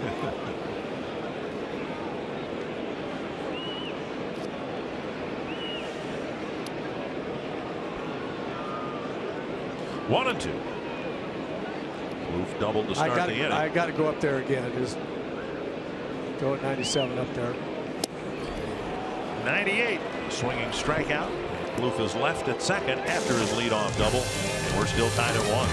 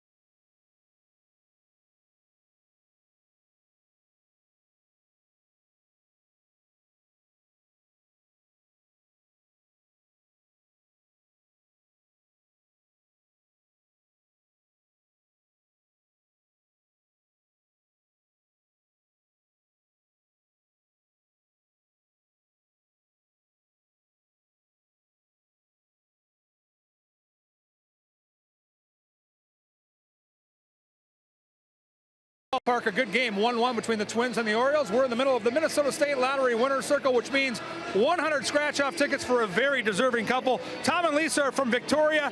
It's your 30th anniversary. We've got the picture to prove it. I want to know one thing, 30 years of data. Who's the bigger Twins fan? I would say Tom is. I was a Twins fan before we got married, but he definitely made me a bigger fan. And he's got you with some of the best seats in the house. Hopefully we get a Twins win. Congratulations. Thank you very much. Appreciate it. It's great. Getting circled by Roy Smalley, a hero from the '87 World Series, and 100 scratch-off tickets, guys, from the Minnesota State Lottery. Well, thank you very much, Kevin. Congratulations. Ryan Flaherty will lead things off for the Orioles, 1-0, and now a called strike, 1-1.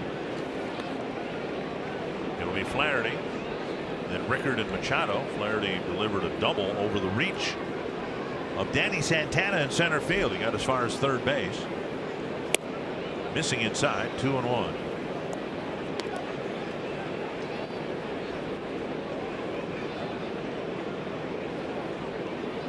Where Victoria is, right? It's just south and west of Lake Minnetonka. Foul back, 2-2. Chanhassen and Waconia.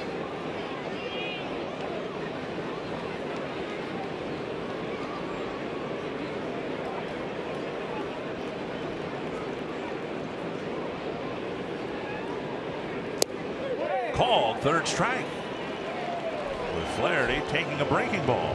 Fourth strikeout for Barrios.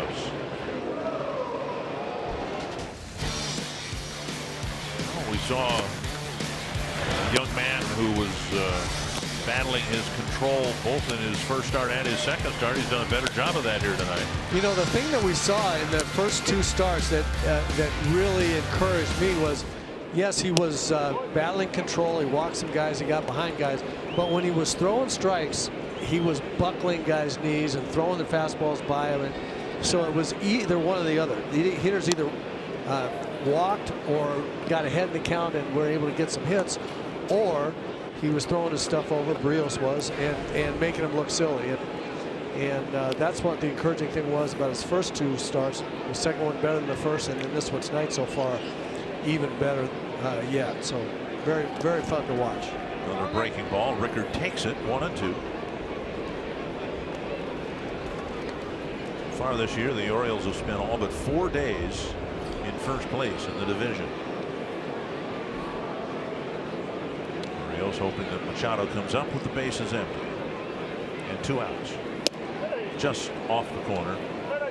93 miles per hour. We can talk about 93. I think we've actually seen 96 once today, but pitching coaches, managers like to talk about it being an easy 96. I mean, the ball seems to just come out of his hand without a whole lot of undue stress. Very, very good pitching mechanics, which leads to the lack of stress and the liveliness of the ball. 3-2 to Rickard. Breaking ball, got him looking. See, if you can throw those fastballs, those two fastballs, enough times in the strike zone or just off, then that breaking ball just buckles guys' knees because they have to respect the inside fastball, and then it's just it comes out looking like an inside fastball and just snaps over. Here's his mechanics. Now watch where his arm angle is. Right there as he lands, his arm is right up on top. There's no wasted motion there. When he comes forward and lands, that arm's coming too, and that's what makes it so easy.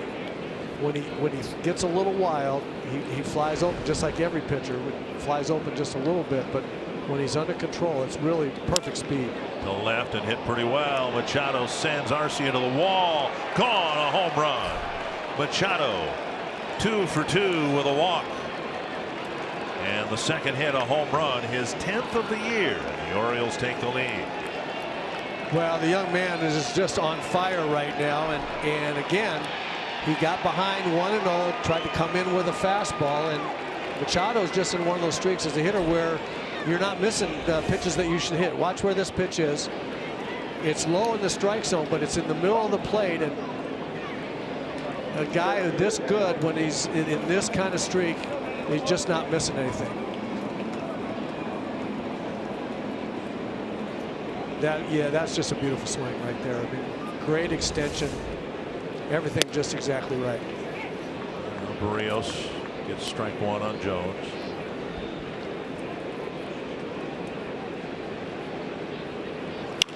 A high blast to left center, and that one is really crushed into the second level above the bullpen. And the Orioles lead it now 3-1.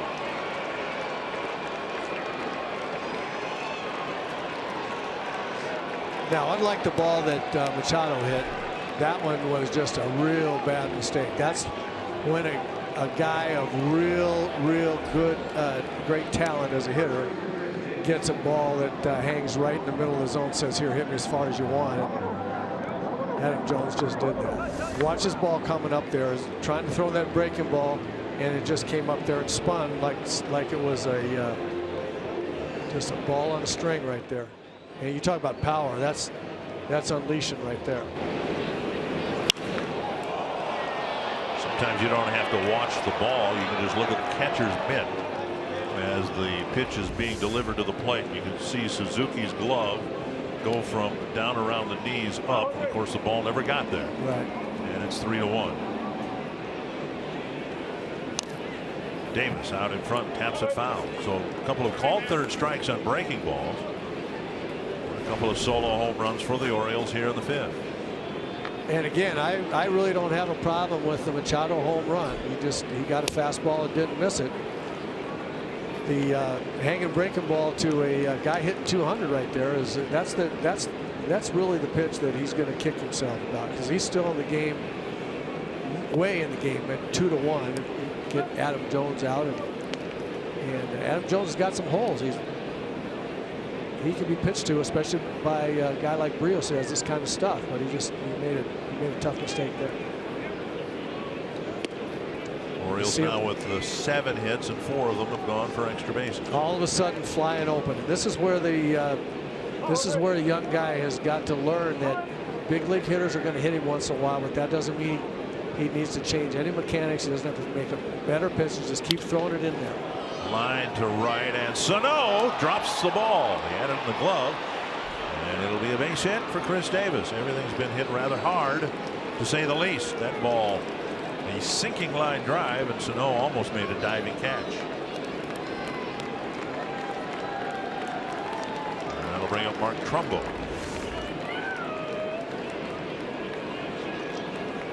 That ball was up and out over the plate. I couldn't tell what the pitch was there. So there was a chance to make that catch, hit off the thumb of his glove. Now Trumbo, who hit a liner off the fence in right field. A 1-out double in the 4th. Strike on the outside corner. I think the pitch that Davis hit was a changeup, and he was out. He looked like he was way out in front of pulling an up and away pitch. Just a high changeup.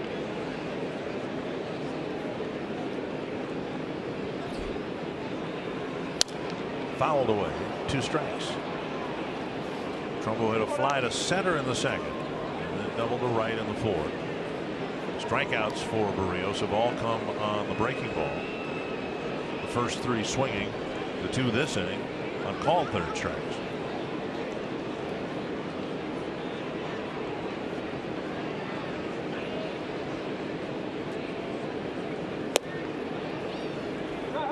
And missing. Pitch count up to 92. Activity now in the Twins bullpen.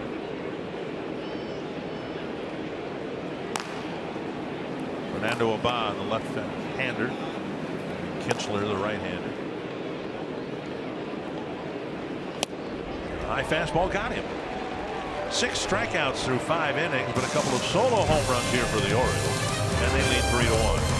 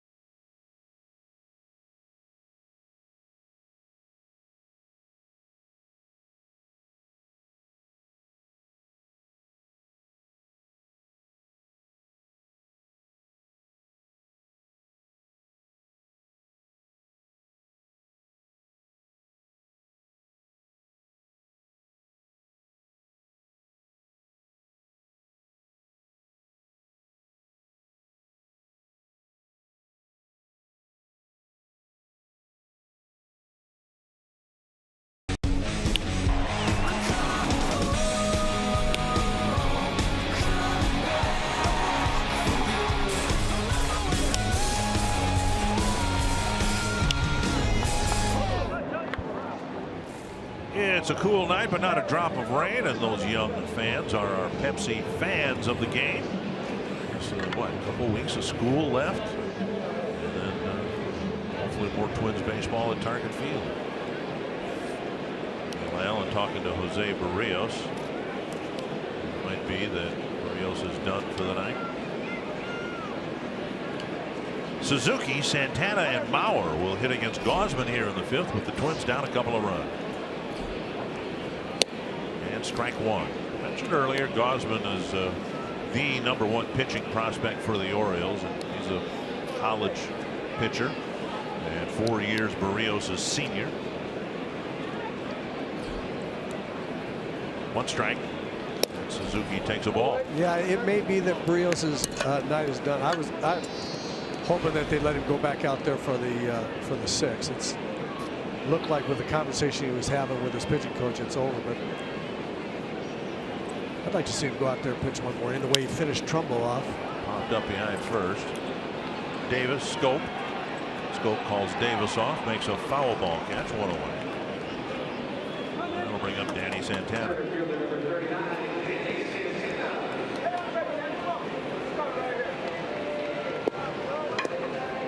Santana struck out swinging his first time up, and his average down to 241.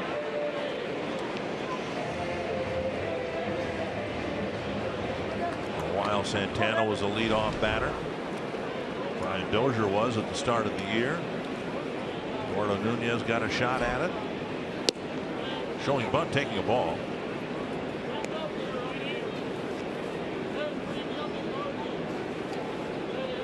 Aaron Mastrani led off the other day in Cleveland.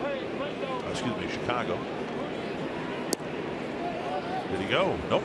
1-1.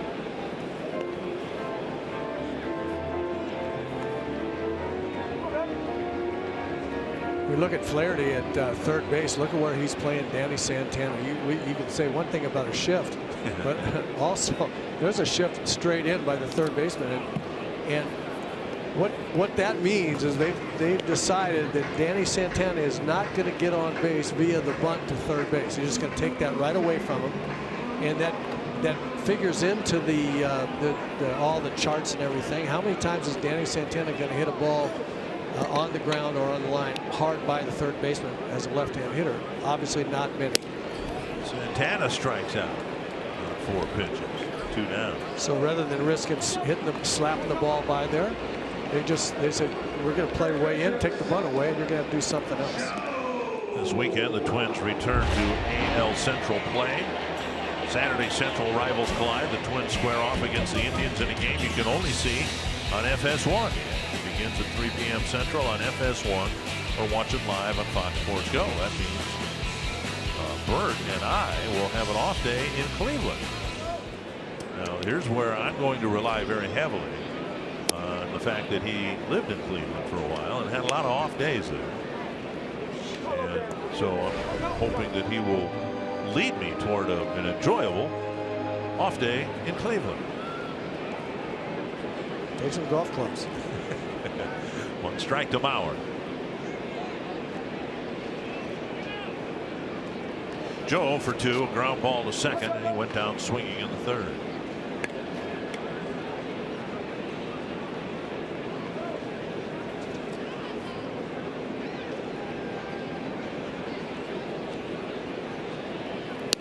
Told the story before. I've been to the Rock and Roll Hall of Fame so many times. I honestly believe that I have seen Jim Morrison's Cub Scout outfit more than Jim Morrison did.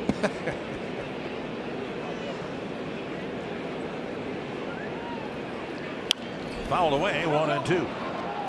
I have a hard time imagining Jim Morrison doing things to earn badges. I don't know. I just. 1-2. Mauer trying to get something started here. Orioles leading by 2 and 2 out in the bottom of the 5th. And another foul.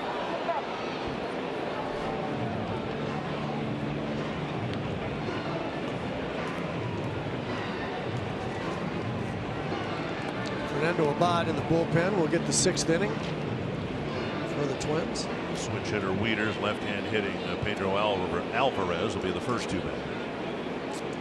1-2 to Mauer, battling Kevin Gausman. Whoa. Just missed low. And it's 2-2. You look where they're trying to pitch Joe, everything away. And you have to pitch him there, especially when you see where the outfielders are playing. They swung way around to left field. 3-2. No sense swinging the outfield around if you're going to pitch him any other way. What that says to me as a hitter is that they're going to play me away. They're going to throw it mostly hard. I can't imagine they throw anything soft with the big hole down the right field line. And Mauer takes a walk on another close pitch. That'll bring Nunez to the plate.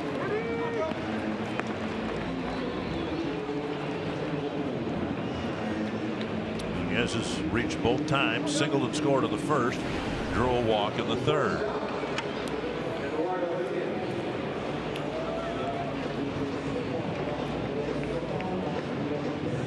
Nunez's versatility in the infield is proven handy for the Twins to have. When Trevor Plouffe was on the disabled list at third base, Nunez was the regular third baseman in his absence, and now Escobar's on the disabled list, and he'll see him most of the time at short. Strike on the outside corner. I really think that's the reason he's so valuable, because he can play 3 infield positions and give you tough at bats. Hard to find a utility type player that can do that many things and give you good consistent at bats even when he's not playing a lot. Just missing. Still plenty of fastball there in the middle innings. 96 miles per hour. He struck out Arcia and reached 98 miles per hour during that 4th inning at bat. 1-1.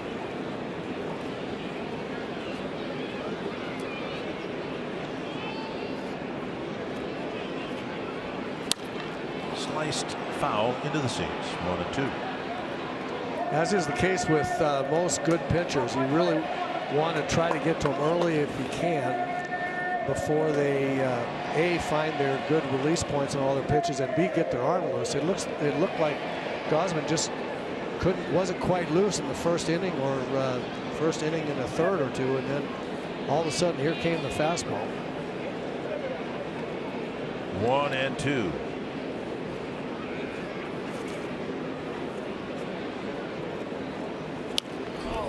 Headed back towards us.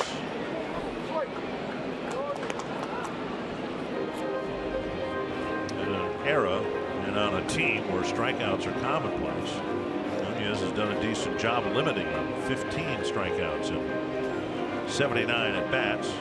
But he doesn't walk much either, just 3 walks. 4 now with the 3rd inning walk.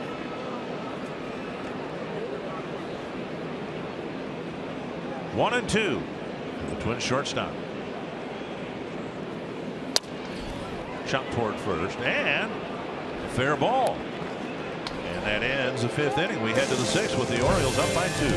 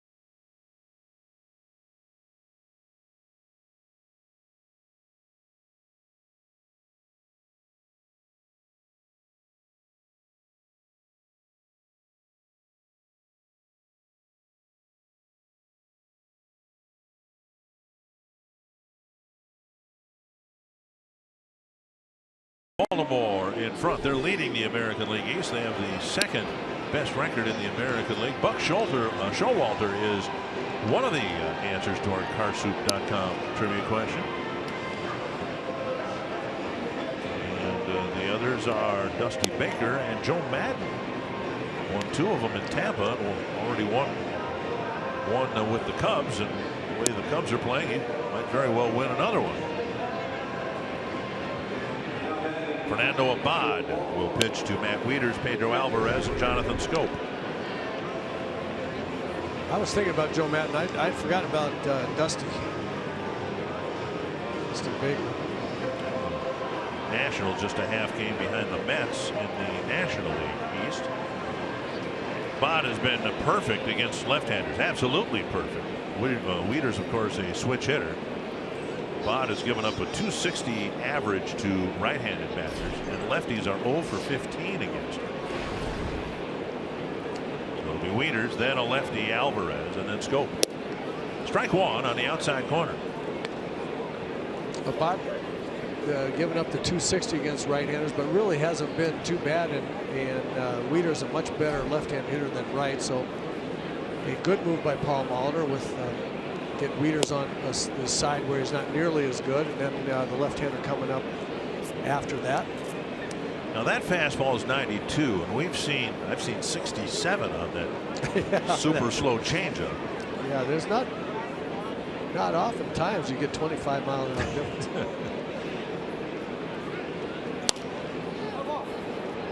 And another fastball flip foul.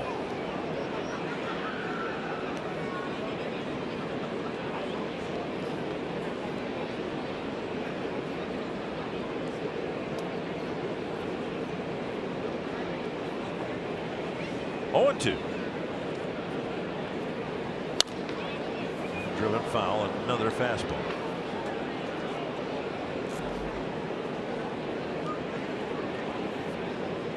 He's thrown at least 3 straight low 90s fastballs.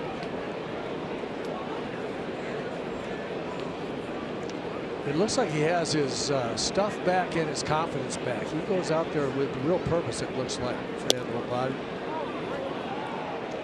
Good command of his fastball most times. He's got a nice little breaking ball, and then he's got that super slow-mo that you mentioned.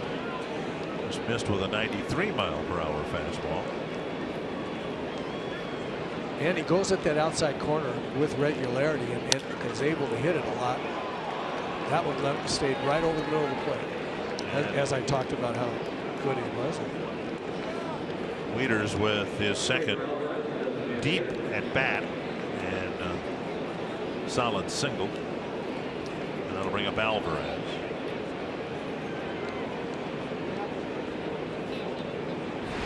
Alvarez with an infield hit to the left side of the infield. Then he had a double taken away by Bauer with a fantastic sprawling catch, diving toward the line.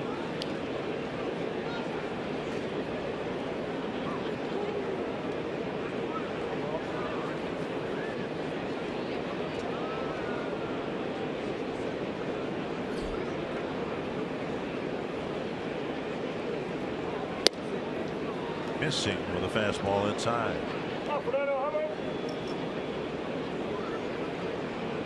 That was his history in the National League as well. Really struggling against lefties.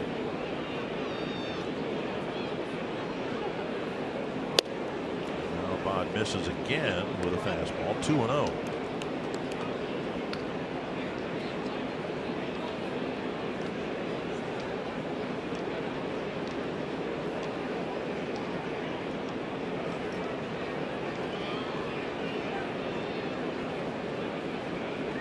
Breaking ball, 75, over for a strike. 2-0 breaking ball. It's great to have that kind of confidence in something other than your standard fastball and a fastball count. That will automatically get a hitter to take that pitch and you can throw it over. That's to center. Santana over to catch the line drive. The Orioles have hit the ball hard here tonight. First against Barrios, and now against Abad, a couple of well-hit balls in the 6th. Well, they can hit. There's no question about that. And as we've mentioned, they've got some guys hitting in the low 200s, if not exactly 200. But they're professional hitters, and they make enough mistakes, they're going to make you pay. Scope is 0 for 2, a fly ball to right. And then Berríos struck him out for the final out of the 4th inning.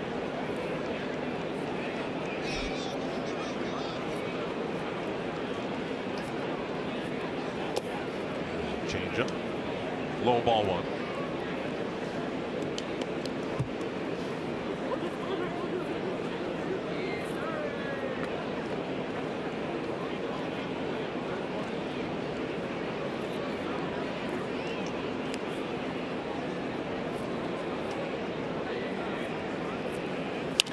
On the ground.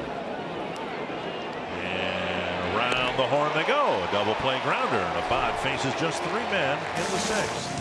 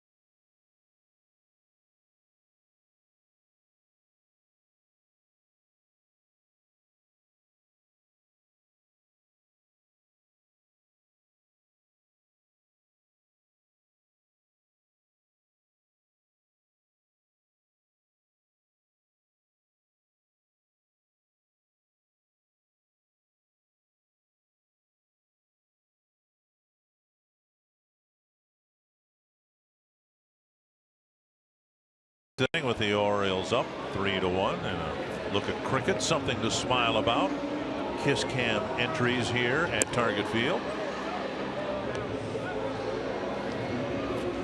And Kevin Gausman gave up a run in the 1st inning when the Twins got a couple of hits. The problem is they have just 1 hit since, and a couple of walks. See if Dozier, Plouffe, and Sano can get something going for the Twins here in the bottom of the 6th. Run scoring was an issue for the Twins in Baltimore. They scored 2 runs in each of the 3 losses there to start the season. Having a great time here tonight.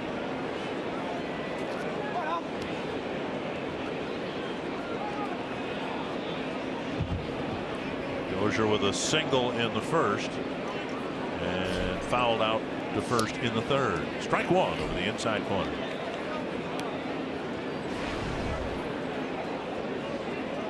Well, it's no secret that the Twins have had a tough time scoring runs. Just a lot of guys in the lineup not swinging the bats like they can, and hopefully like they will. Brian Dozier being one of those guys. Sano not all the way on track yet. Of course, Eddie Rosario had that great year last year. He's struggling at sub 200. Fastball, swing and a miss. So when you look at the lineup, with the exception of the way Joe Mauer has swung the bat, and Nunez in kind of a part-time role, and Park starting to get his feet wet. I mean, the lineup just hasn't swung the bats anywhere near the way they did last year and the way they expected to this year to start the season.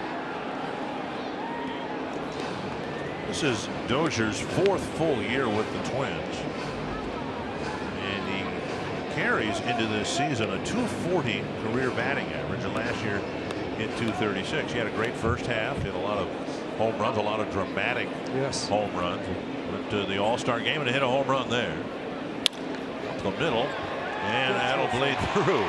One of the few times this year that Dozier hasn't been shifted. And he rolls a base hit up the middle. What has happened most of the time this year for Brian when he's hit the ball there, the second baseman has been standing right there. Standing right in front of the ball. That's right. He gets a fastball out of the way, hits it a little bit off the end of the bat, but has enough to roll it up the middle in a conventional defense, against a conventional defense. And now Trevor Plouffe with a fly ball to center that drove in Nunez for the game's first run, and then he drove a double down the left field line, but was left at second base. Double led off the inning. Plouffe not only didn't score, he never saw third base. Takes a breaking ball, 1-0.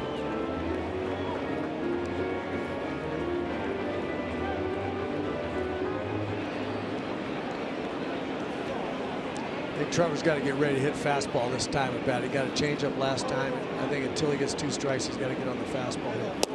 And outside 2-0. Pitchers are funny. They want to throw the secondary pitches. They know they have to show you those pitches, but when you hit one of those, then they go back to the fastball pretty quickly. And now 2-0. Gosman's thrown just about anything he has other than fastball 2-0, but I think the odds are in Trevor's favor. One of the next 2 strikes could be a pretty good fastball to hit. 2-0. There it was. The middle of strike. Yeah, that's what I was getting at right there. I mean, just be ready for that pitch, because you let the pitcher back in the count there by not really tattooing that one. Now the pitcher can go back to anything. His last start, Osmond pitched 8 innings through 98 pitches. This is his 98th pitch tonight. High fly to left field. It is back. See you later. And tie game.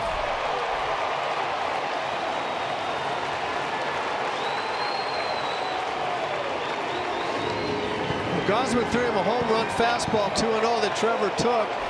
Really thought that put Trevor at a disadvantage, but he got the advantage right back on that hanging breaking ball, and he did exactly what Adam Jones did when he saw a hanging breaking ball, and that's hit a long home run. Good for Trevor. Jumped right on the pitch he ought to jump on. So important to this lineup. He was heating up when he hurt his rib cage before. You knew at that time that was really going to hurt the Twins. He's such a run producer, a professional hitter. Good to have him start to heat up again. Twins really need that. Sano to right field. It almost right at Trumbo, 1 away. That'll bring up Park. Watch this breaking ball coming up there, selling right in there at the top of the zone, spinning. No bite on it. Trevor sees it and unloads. Big swing. Big at bat by Trevor. Into the second deck. You bet. There's a lot of life in that bat. When he squares them up, the ball jumps too. That's what the Twins have always seen in him. Last couple of years, he's really become the professional hitter they thought he might. Good run producer, and that's huge for the Twins. Jump them right back in this ball game. Give them something to feel really good about. Those times have not come nearly often enough. Inside 1-1 to Park. Osmond, as we said a few moments ago, over the 100 pitch count for the first time this year. On the outside corner at 95, and it's 1-2.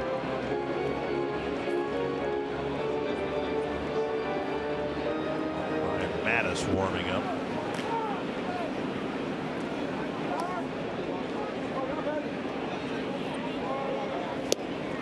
And Park strikes out for out number 2.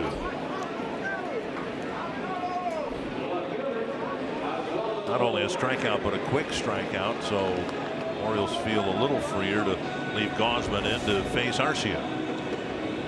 Another changeup. There's that splitter. That's a tough pitch, and it's one that Young Park has not seen an awful lot of. You look at Kevin Gosman with 8 strikeouts.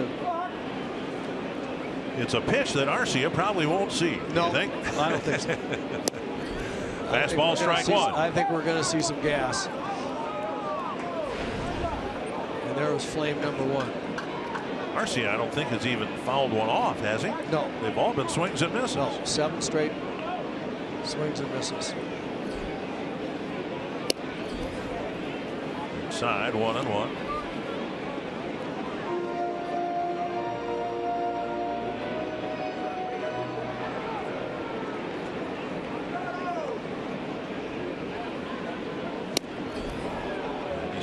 A swing and a miss.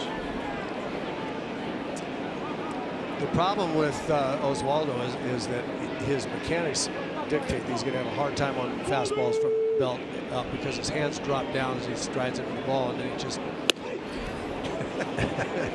he jumped up in the air as that ball zipped by him. 2-2.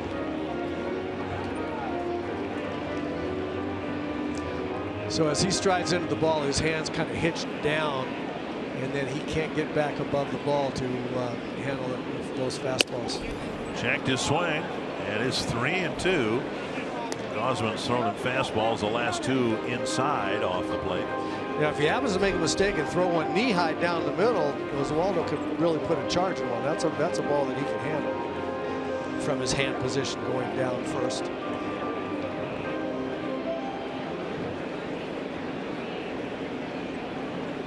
Two.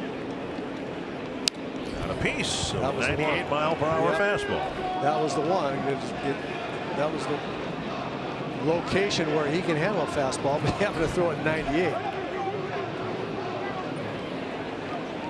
He's just pounding fastballs. You know, in fairness to Arcia, 96 being the slowest one, I mean, that's not that easy to hit. And he's battling Gausman here. Pitch count up to 110.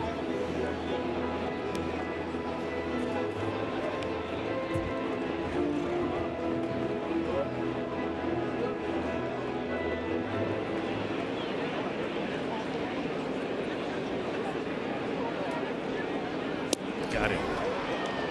So Arcia having a tough time with Gausman, but Trevor Plouffe got a hanger and blasted it into the upper deck to tie the game.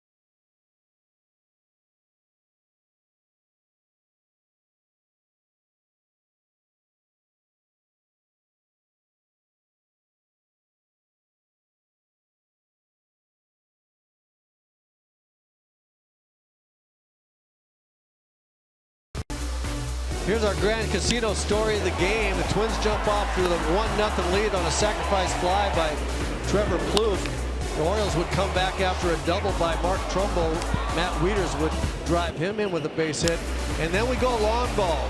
Hot hitting Manny Machado would make it 2-1. Adam Jones would follow with a blast in the second deck off a hang-and-breaker ball from Jose Barrios. And then Trevor Plouffe turned right around and returned the favor, got a hang-and-break ball, hit another second decker, and there's where we stand. 3-3 here as we go to the top of the 7th inning. Ryan Presley, the new pitcher, he'll face Flaherty, Rickard, and Machado. Getting the first two batters are going to be critically important for Presley because, well, there's ball one. I was at the Nationals Cubs game Thursday night at Wrigley Field, and the Cubs started in that game to pitch around Bryce Harper, and by the end of the series they didn't pitch to him at all. In the 4-game series they walked Harper 13 times, and I think that Machado is probably at that stage now where the Twins, as they walked him in the 3rd inning, probably did the smart thing, and Orioles didn't score that inning. 2-0 on a ball line foul, 2-1. So if you can get Flaherty and if you can get Rickard, well, then you can do what you want with Machado instead of him imposing his will on you. Well, you certainly don't want to pitch to him with guys on base. They'd be forced to throw the ball in the middle of the strike zone. Guys on for Machado, as hot as he is, and as good as he is, as hot as he is. Popped up. Dozier retreats towards center field. One away. Okay, there's your job one. Yeah, now go get Rickard. No easy task. Rickard's a pesky little hitter. Right. But when you have the Thunder coming up, you need to pitch these guys real tough.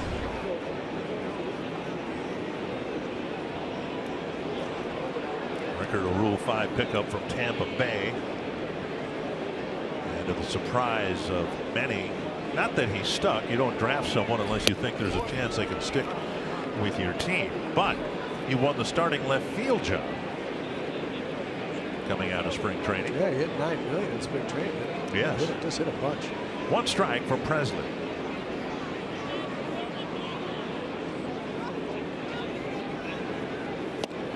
Inside, nearly hit him. 1-1. It's a running fastball right there by Presley, which is something that we haven't seen until this year. He's always been a straight, hard ball thrower.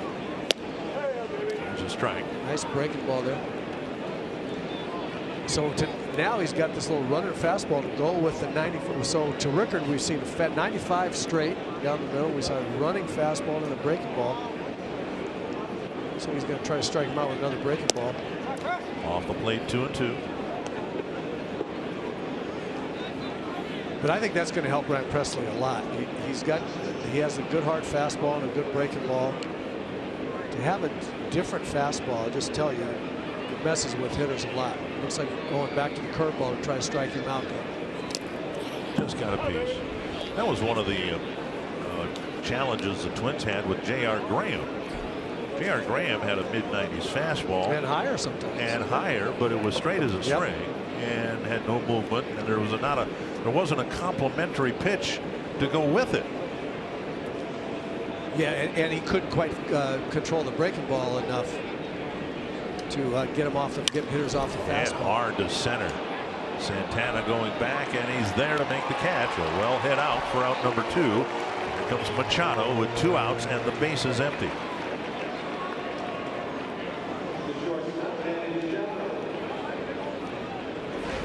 Machado hit a bullet up the middle on the first pitch. Barrios threw him in the first inning. Walked in the 3rd. An almost intentional walk. And then clobbered a home run on a low fastball to put the Orioles in front 2-1 in the 5th.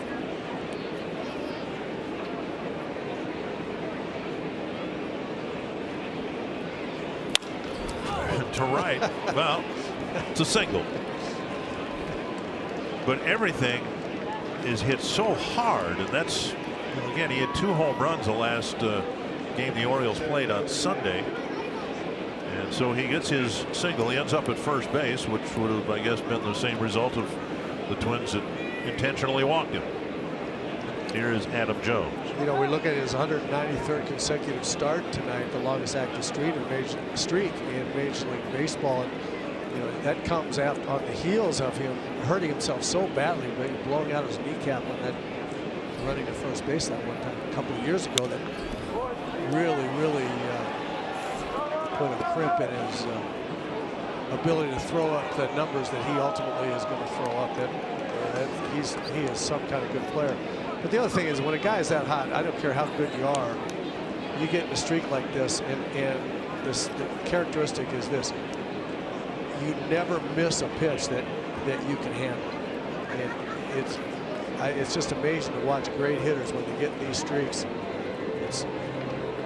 It's not that they're hitting nasty pitches, it's that they never foul off a good pitch. They always, because hitting is hard, and you foul off pitches and pop them up, and when you get in these streaks, they just don't miss them. 1 strike to Adam Jones. Hit a hanging curveball a country mile for a home run in the 5th.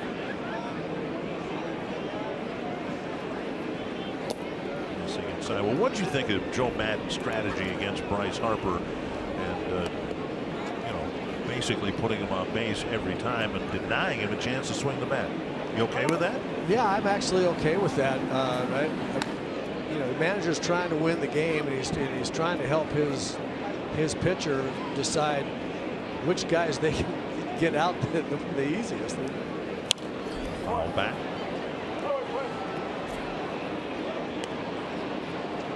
You know, it takes a whole lineup. It really does. You can't have if one guy can carry a team. I guess I would look at it from the other direction. If one guy can carry a team, shame on the manager and the pitcher of the opposing team for letting one guy carry that team. Right. 1-2 to Jones.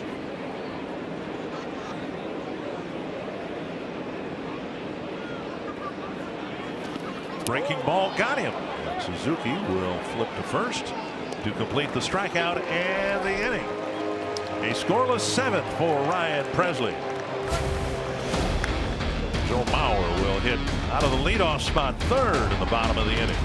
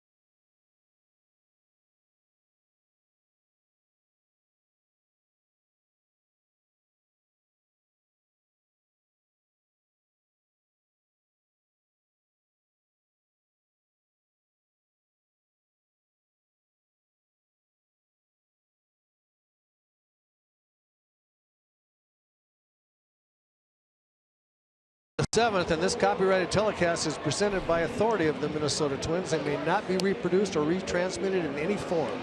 The accounts and descriptions of this game may not be disseminated without the express written consent of the Minnesota Twins, LLC. Happy to be working with Roy Smalley and for the vacation at Bert Blyleven. Bert will be back on TV on a road trip when we go to Cleveland and Detroit. On second thought, don't take your golf clubs to Cleveland because he'll take all your money. I'm sure he's playing all day, every day, getting a short game. Yeah, that's true. Shape.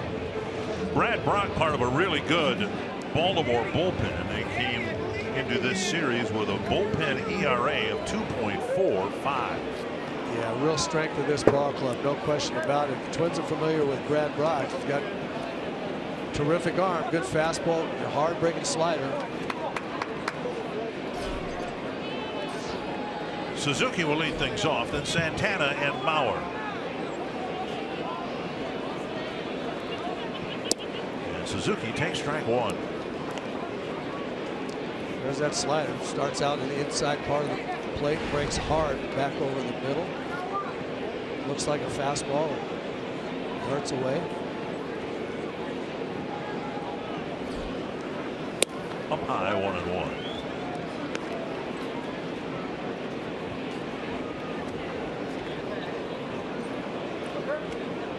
Brock, Day, Britton highlight a very good bullpen core, third in the American League. Foul back, 1-2. Suzuki's faced him 4 times and gotten a hit and drawn a walk.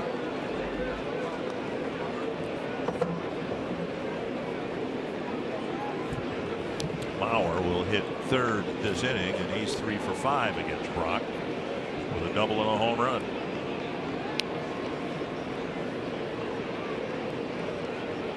Suzuki punches it to center. Jones comes in and makes the catch, 1 away. And that'll bring up Danny Santana, who has struck out twice.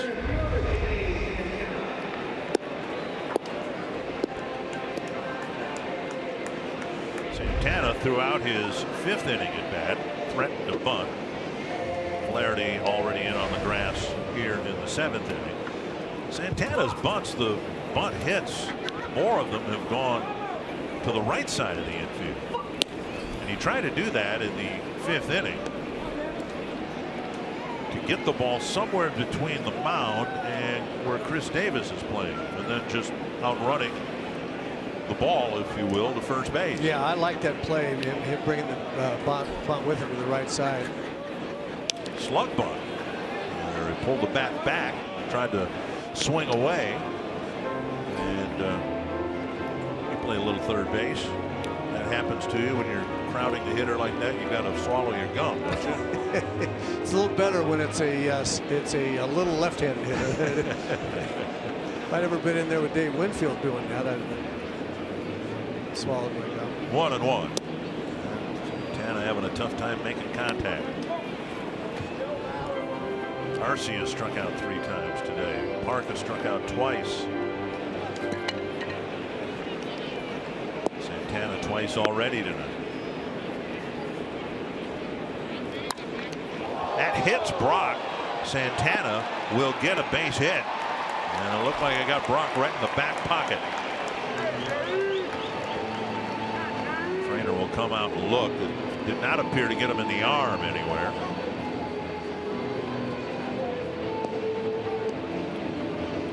Mansell's a longtime trainer for the Orioles. Good swing by Danny. Yeah, got it right above the knee and the right leg, it looked like.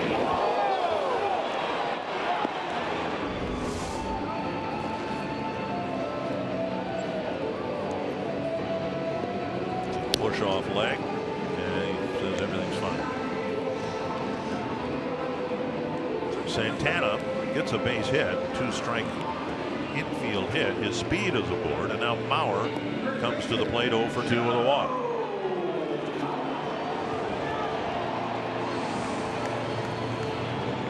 And Mauer again 3 for 5, a double and a home run against Brock.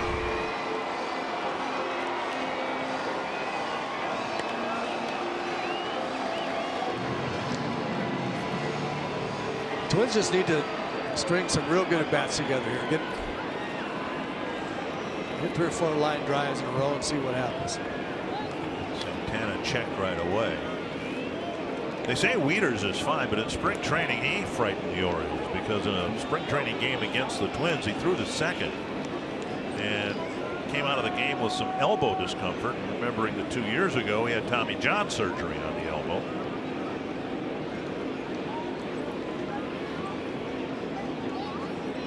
The Orioles will keep a very close eye on Santana.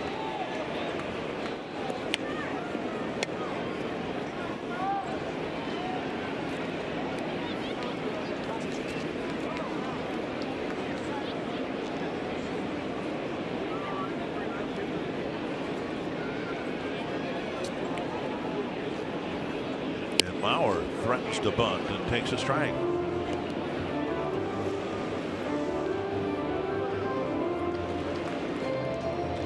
Road trip saw Joe's batting average take a hit, now down to 294. He's in the 330 range. not that long ago. 1 strike. There goes Santana. Swung on and missed. And Santana is safe with a head-first slide on a perfect throw by Wieters. And we'll see if the Orioles challenge it. Well, I thought when he went, he had a great jump and going to have it stolen easily. Wieters made a great throw. Watch how he comes flying out of here, how quickly he gets rid of the ball and throws it right on the money. Danny makes a good slide. Whereas some of his head first slides, he'll back up a little bit. This time he got pretty good extension with that front arm and got it in on the base before the tag went to his rib cage area. But that really also points out just a pet peeve of mine, how guys at second base don't tag right down to the front of the base. They reach out and try to tag the runner, and it slows their tag down, and it talks the umpire into having the runner be safe because they tag him high. Guys are not good at tagging runners these days. Pitches up to Mauer, 1-2.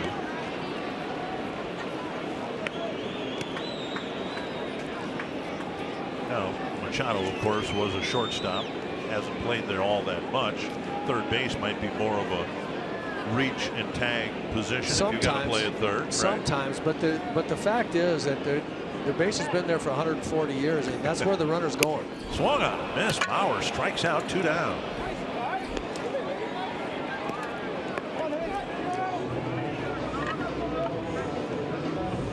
So here's what I'm talking about. You see the throw. If he catches this ball and goes right down to in front of the base, he might get him. But he catches and goes out. Right there, out to the runner instead of right back to the front of the base. He might have gotten him if he'd got it tagged back to the base.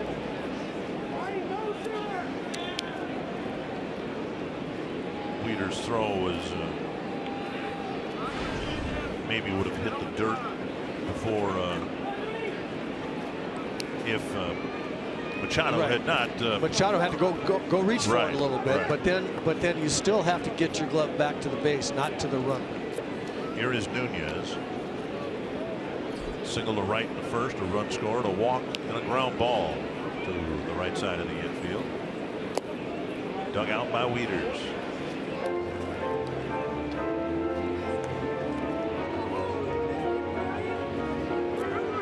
Just had a brief lead in 1 game in the 3-game sweep in Baltimore. Lead early here tonight. Blue home run tying it up in the 6th.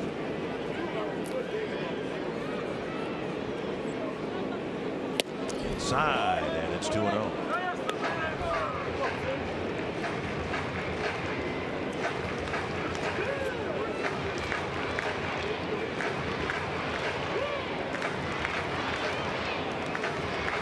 Mayo pitched the 8th inning.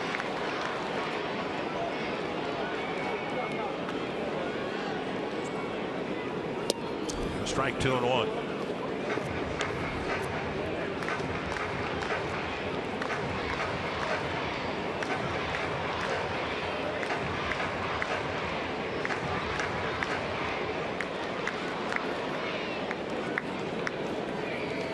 And he hit to the outfield. Should score Santana from second.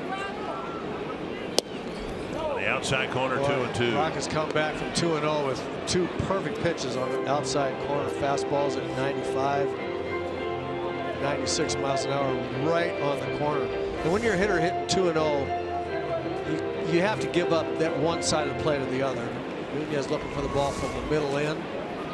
Now he's going to have to hit all over the plate. But Brock just made 2 great pitches from 2-0 and 2-1. Struck him out. Twins get a 1-out single and stolen base from Santana. Brock pitches a scoreless 7th on the 8th, tied at 3.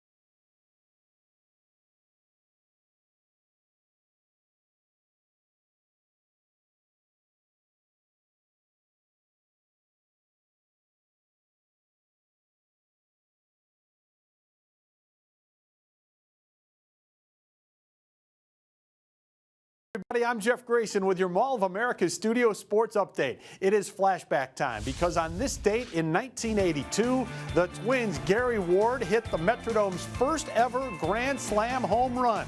He did it off Boston Red Sox pitcher Mike Torres. Unfortunately, the Twins lost the game 9-5, but it was history for Gary Ward. Now back to baseball.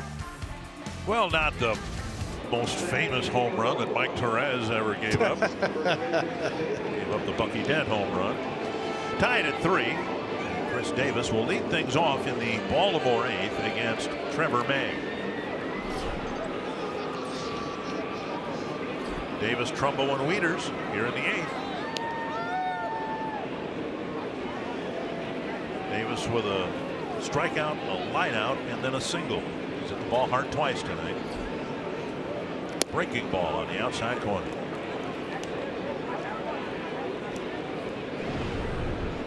Orioles with 10 hits, Twins with just 6. Committed the only error. That was the error charged to Suzuki on Sano's throw from right field. On the outside corner again. Boy, 2 good breaking balls by Trevor May, and that messes with a hitter too. And you go up there, guy's got 26 strikeouts in 18 innings. He throws 95, 96 miles an hour, and he drops 2 curveballs. And look where the location is. My goodness. Strikes by Carrier, and a ball hit to the gap in left center field. And on an 0-2 pitch, Davis has a single.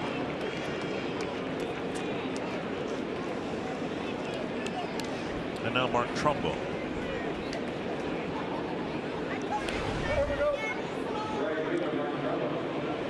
Trumbo hit a fly ball to center, doubled off the fence in right center field, and then went down swinging in the 5th. He was the last man that Jose Barrios faced.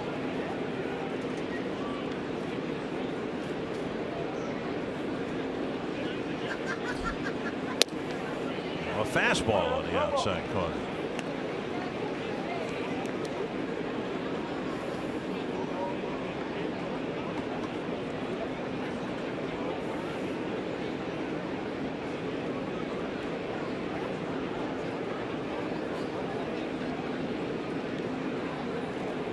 Off the plate, 1-1.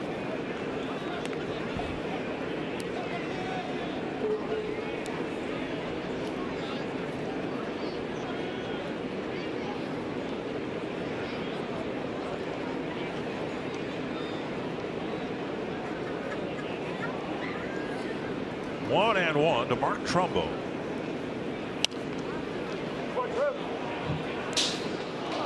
Foul back.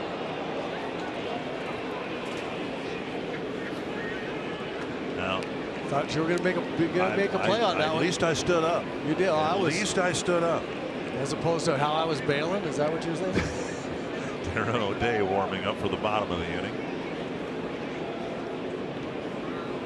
Possibility existed there, Roy, to be perfectly honest. That could have been the most embarrassing moment of my life, because I lost sight of the ball because of the sign that's hanging here. Right. And it could have reappeared a split second before it hit me right in the chest.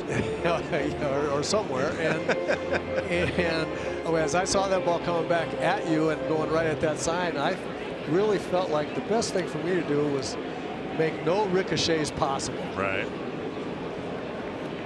So there's the MLB Network sign. That way. Nice stop by Suzuki. It's 2-2.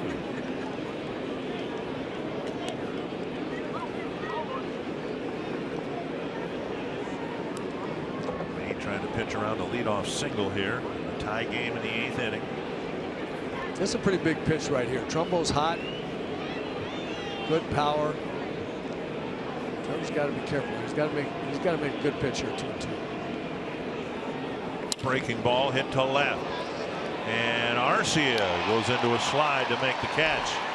Trumbo hit that ball too hard. It looked like a base hit when it left home plate. I'm just going to tell you, this Trumbo dude can some kind of hit it hard. I've watched him since way back in the Angel days. In batting practice, he was scary how hard. Here's a hanging breaking ball that he just crushes. That's a line drive to left base hit that carried all the way. Would have hit the warning track on the fly. It looked like a single that over the third baseman's head. That ball was hammered. And now Wieters, a lot like Sano's first inning liner to center field in Chicago after the Twins had runners at first and second, the one where Nunez got doubled off, swing and a miss. You have to allow for how big and strong these guys are. Well hit ball hit to an open spot on the field, you think base hit, but if they hit it too hard, as is often the case, it gets out to the outfield. Right. One strike to Wieters.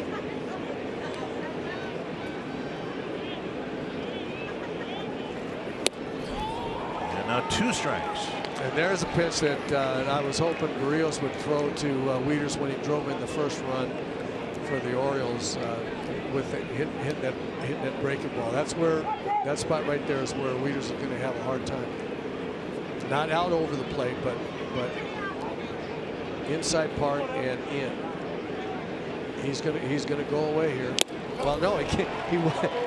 Kurt wanted away, but he came in right at the perfect spot, right under his hands. That's the pitch right there. That was maybe the quickest at bat Wieters has had against the Twins this year. 3 pitches, May strikes him out. Yeah, that's a hard pitch for anybody to hit. I'm not finding fault with Wieters at all. But as a left-handed hitter, low ball hitter, that pitch right there had some real mustard on it, and that's a tough pitch for anybody. But that's going to give Wieters problems. Here's Alvarez. A ground ball to the left side, got a base hit, hit a one-hop smash. Speared by Bauer, turned it into an out in the 4th inning, saved a run at the time. And he lined out to Santana in the 6th, so he's hit the ball hard twice. 1 strike. Chop to the right side. Trevor May gives up a leadoff single, but pitches a scoreless 8th inning. Trevor Plouffe had a really good night at the plate. He'll hit in the bottom of the inning. Might as well drive in all the runs.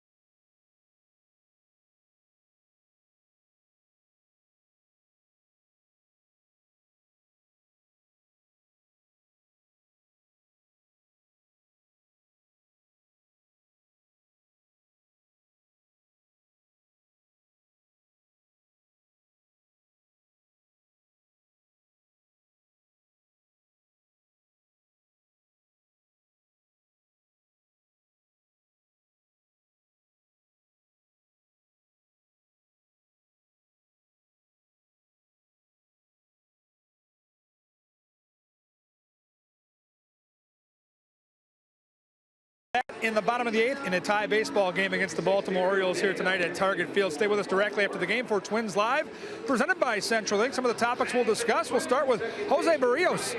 Major League start number 3 against the Baltimore Orioles. How did he handle that big bopping lineup?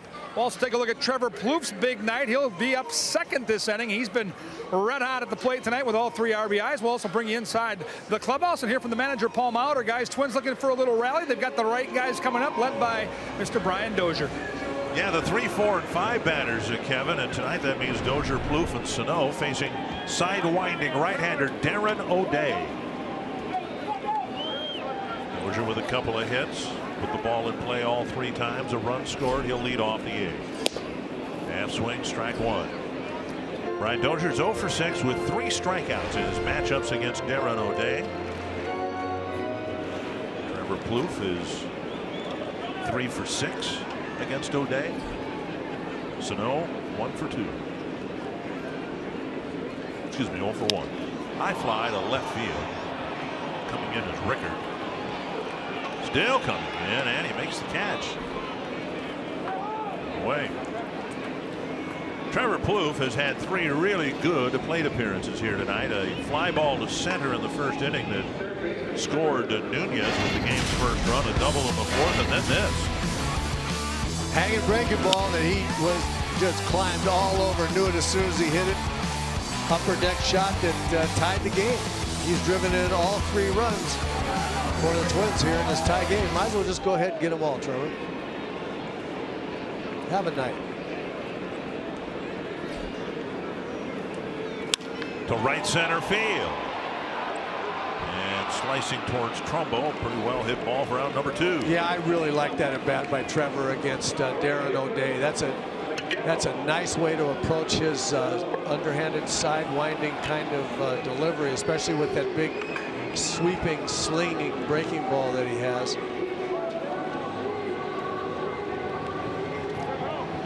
Trevor just trying not to pull off the pitch, kind of trying to hit it back through the ball, and just ball got in on just a little bit. Here is Sano, 0 for 3. Strikeout, ground ball, and a fly ball. And he takes strike 1. See, that's what makes him tough. He's got that underhand delivery. The ball, the fastball, not that hard, 86, 87, 88, but it sinks hard in on a guy's hands. And when the hitter's thinking about that, then that slurvy, sweeping curve, breaking ball he's got really messes with him. So there's that sweeping breaking ball right there. And if you're looking for that, the fastball will get in on your hands. So you look at, he comes from underneath, straightens up to about sidearm, and then that curve, that sweeping curveball really gets in your mind, and you get in on your hands with a sinking fastball. Broke out in front of the plate. 2-1. The natural inclination for a right-hander against a submariner or a sidearmer like this is just to have your body start pulling away, and for whatever reason you kind of feel like the ball is going to run in on you, and you start pulling away and thinking about pulling the ball, and then you're vulnerable to that breaking ball. And a delayed strike called by Mike Asterbrook. Hesitated, then called strike 2.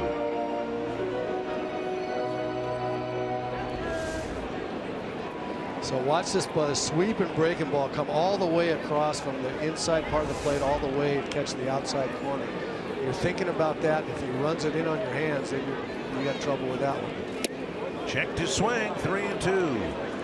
See, that's only 87 miles an hour, but Sano took it like he was throwing almost 97, and it's part delivery and part because of the difference in trajectory of fastball and sweeping breaking ball. Park on deck if Sano extends the inning.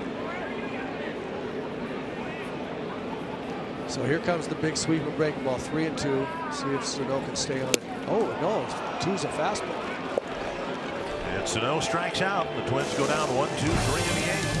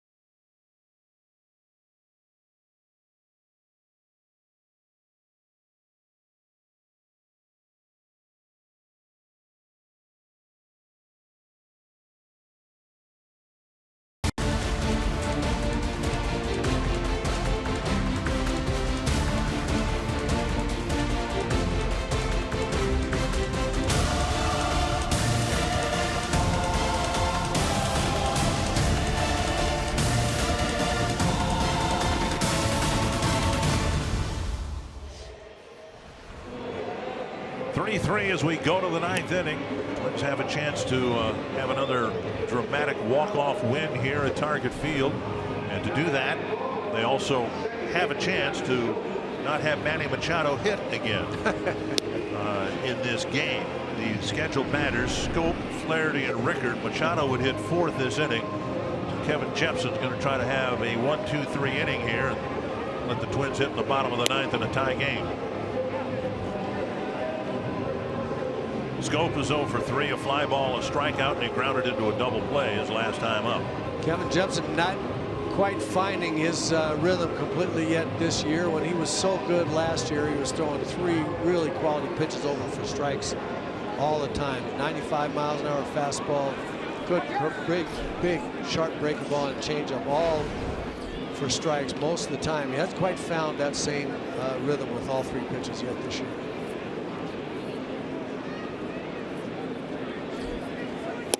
High fastball, swing and a miss.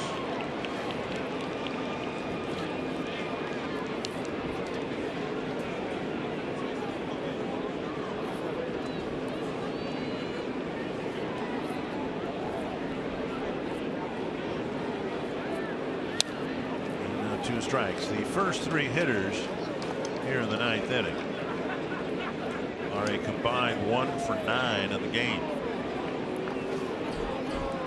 It is the guy who would hit 4th.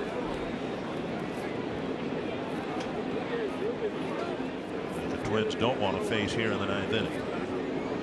2 strikes to Scope. Landed about 3 feet in front of the plate.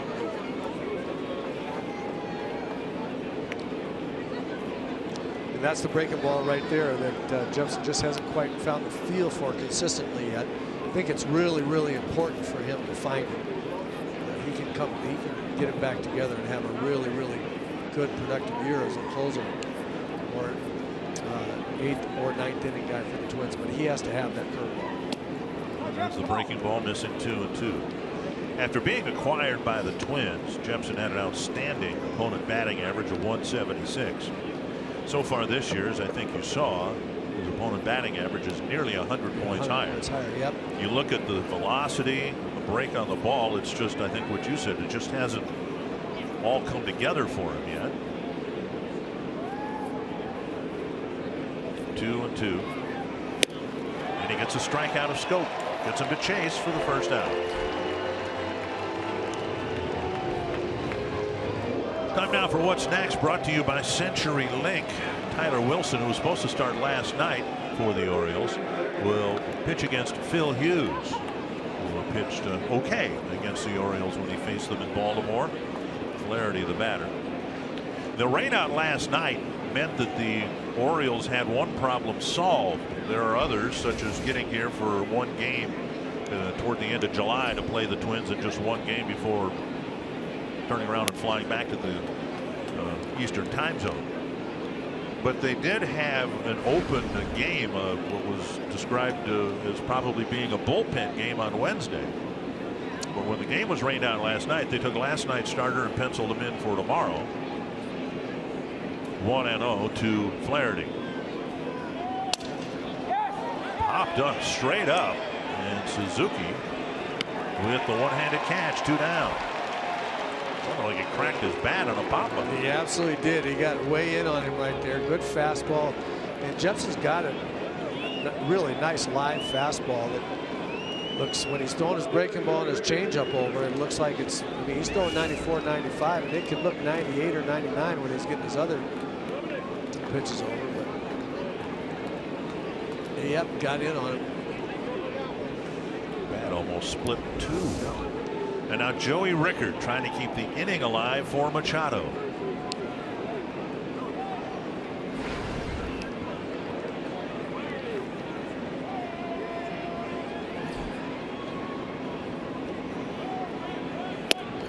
On the outside corner at 95.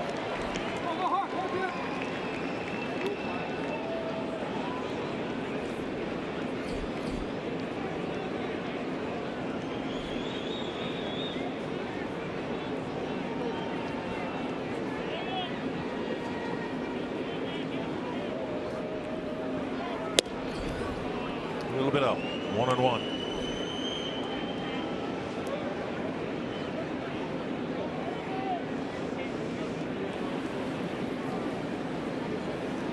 Zach Britton's up. He'll pitch to the Twins, perhaps, in the bottom of the ninth.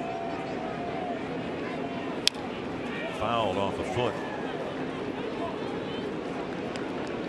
Say perhaps because O'Day didn't have to work real hard. And if this goes extra innings, there might still be a save opportunity for the Oriole closer. One hopper off the shin. That doesn't feel good. On the other hand, Buck Showalter would not be able to live with himself if Twins were to win the game in the bottom of the ninth against somebody else other than Britton when he's got Manny Machado leading off, potentially leading off the 10th. Rickard protects the plate. My goodness. And the ball boy down the right field line protecting a fan. That's a heck of a catch. That was a great play.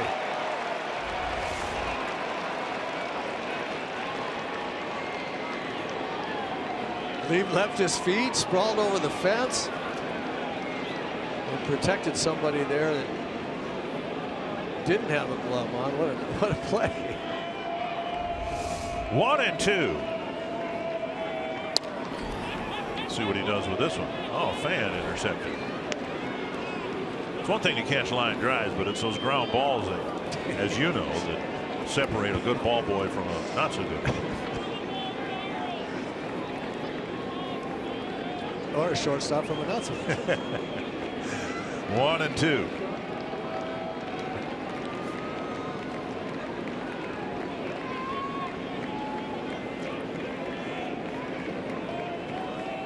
Breaking ball in the dirt. 2-2.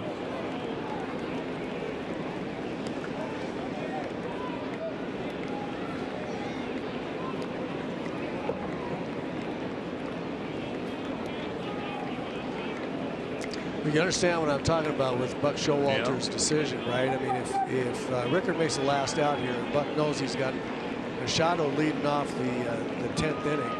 I don't think he'd sleep if somehow he didn't have his best, if he didn't get to the 10th inning without his best guy out there. And now it's 3-2. Rickard's battled here, kept the at bat alive, and now it's a full count.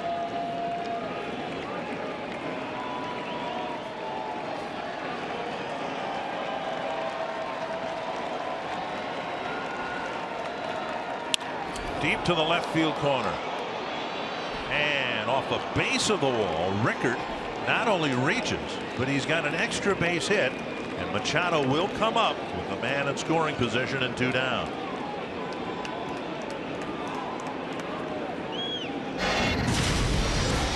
Machado stung the ball every time.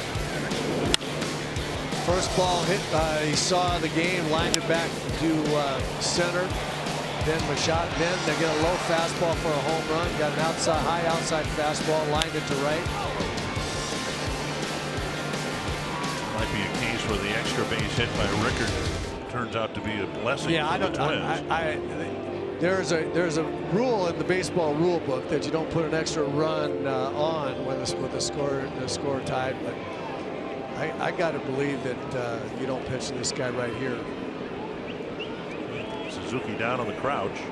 Well, I mean, you got a veteran pitcher out there, so you've got an idea of how you're going to let him get himself out. If there's anything anywhere close to the middle of the zone, I'm going to be shocked. I just think they're going to stay right out there on the outside corner and say that was too close for me. Just off the corner. That was too close. The way I've seen this guy hit all year long, he's a player of the month in April. Yep. And he might win the award again in May.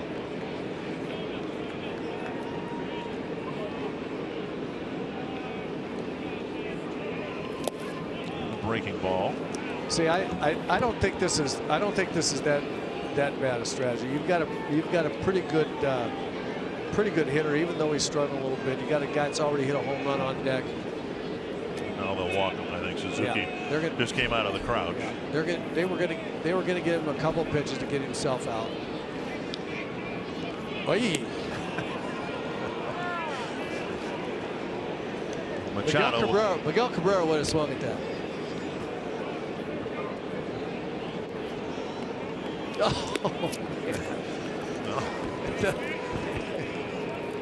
Machado will be at first base.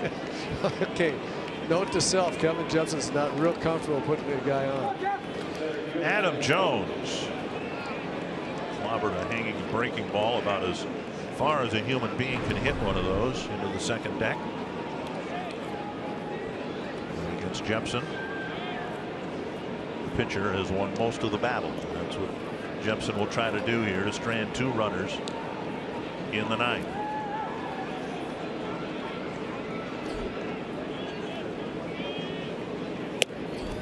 One.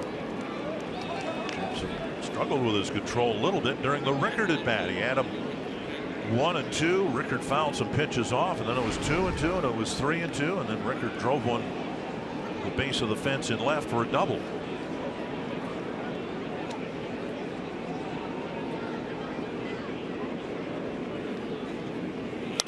Popped up, backing out of play.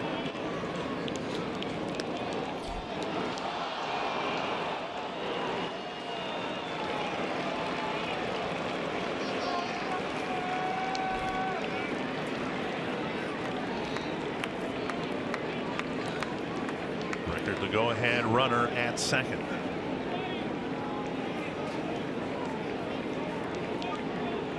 One and one from Jepson.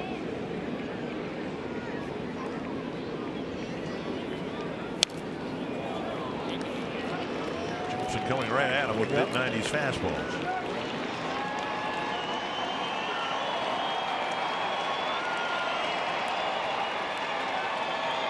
Just don't hang a breaking ball, that's all.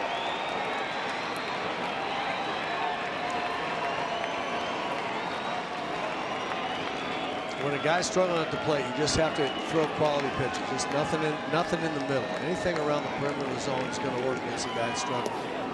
That's a stop by Suzuki, and he can't pick up the ball. Both runners will move up. Suzuki stopped it. It rolled up the baseline. And Rickard took off for third. There may have been a play, and Machado at second, but Suzuki didn't pick the ball up cleanly. A wild pitch now with 2 men in scoring position.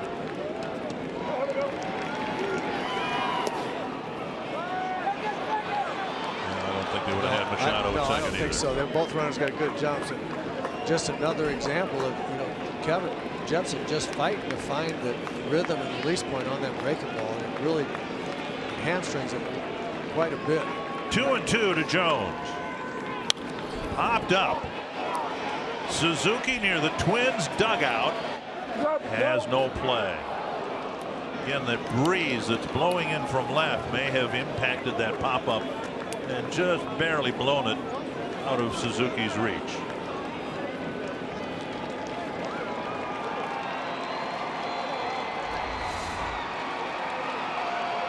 Now, this is one of the reasons why Adam Jones is struggling right now. He's swinging at pretty much anything, and that's why I say just nothing in the middle. Whatever pitch you decide to throw, have it be around the perimeter of the zone, and it doesn't have to be too close. It looks like. 2 and 2.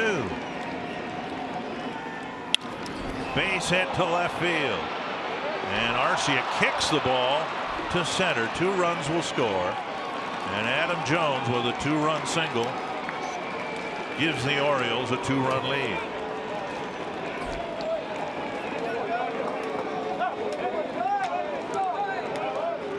And Jepson, who got the first 2 outs, then gave up that double to Rickard, in part because he had some control issues, and that pitch was almost where the foul ball was a little while ago, up out of the strike zone.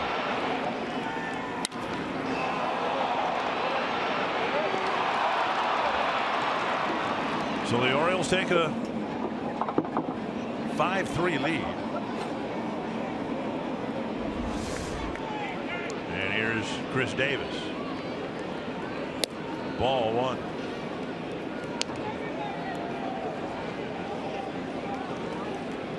Kevin's inability to throw, to be able to show Adam Jones anything else near the strike zone, breaking ball or changeup. I mean, pretty soon, if you just see a steady diet of fastballs, the advantage goes to the hitter.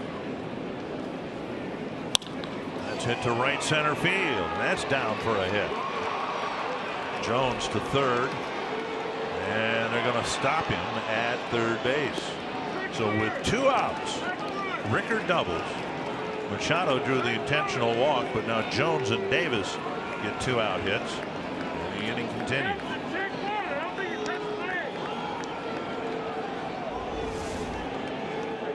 And another fastball. Yep, down the middle.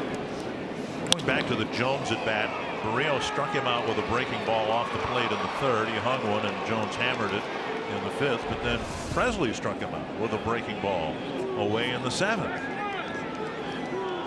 And if you don't have that pitch or any confidence in that pitch, well, the hitters know it. Yep. Believe me, the hitters walk up there knowing that when a guy is limping on one pitch. There's an off-speed pitch, and Trumbo taps it foul.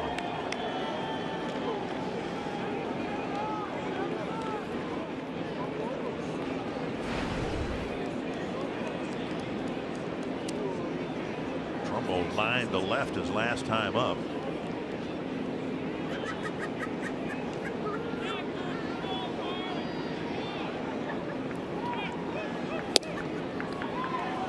Missing. The Rickard at bat really has come back to haunt the Twins. Jepson got ahead of him 1 and 2, and then Rickard fouled off a couple of pitches. And the count came full. Jepson's about to throw his 30th pitch of the inning, and Tonkin's warming up. To center field, and Santana finally ends the inning. A couple of doubles, a single, and a walk, all after the second out. And the Orioles have a 9th inning lead.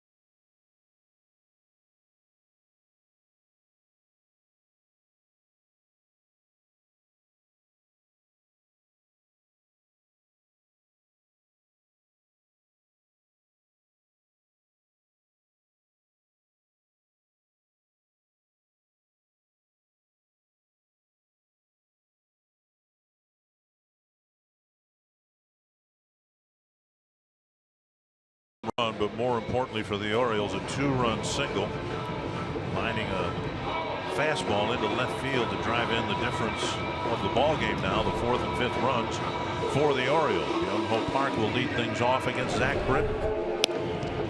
Well, this is tough duty right here. Zach Britton, great stuff, as we saw in the opening series against the in Baltimore. I don't think he knows which way the ball moves. Throws hard, ball moves all over the place.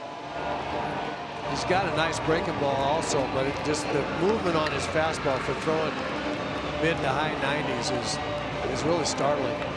Nolan Reimold is in right field as a defensive replacement for Trumbo. Young Hope Park will try to get aboard here. Arcia is on deck. There's a fastball and strike 1. And that might be the straightest one he sees right there. Scheduled hitters: Park, Arcia, and Suzuki. Twins have a bench of Centeno, Rosario, Polanco, and Mastroianni. Pat back to the mound right off the end of the bat. Britton cranks and fires one away.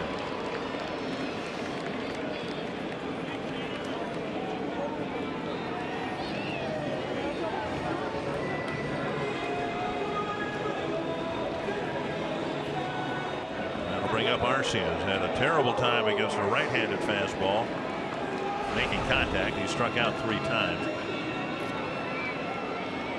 Now he'll face Britton.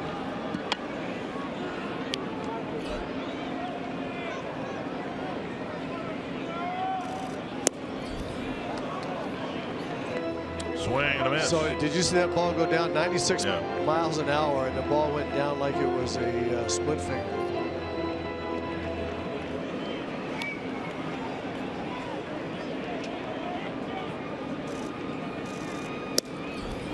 He takes 96 for strike 2. So he saw 96 and it broke almost straight down, and then 96, little cutter action on it going left to right. Handful of at-bats, and Arcia's gotten some base hits against lefties. Don't envy the spot he's in right now. 0-2 to Britton.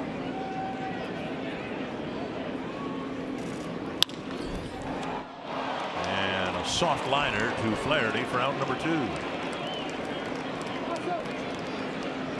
And that'll bring up Kurt Suzuki, trying to keep the game alive for Santana or whoever might hit for him. You look at the top half of this inning, and Scope and Flaherty were retired and retired quickly. And then Jepson ended up facing 5 more batters.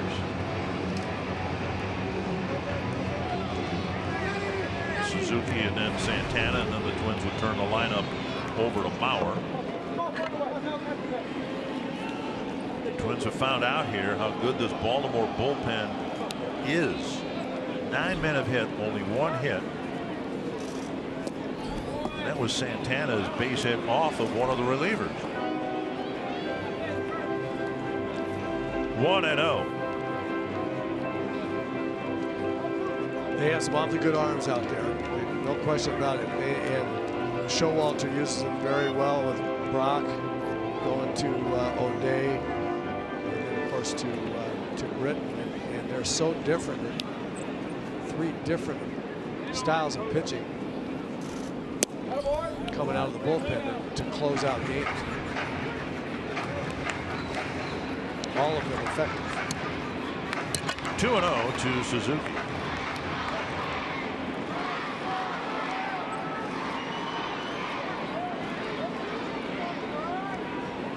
And a strike, 2-1. Suzuki's hit the ball in the air 3 times, twice to center, once in foul ground, and down the right field line, caught by Scope.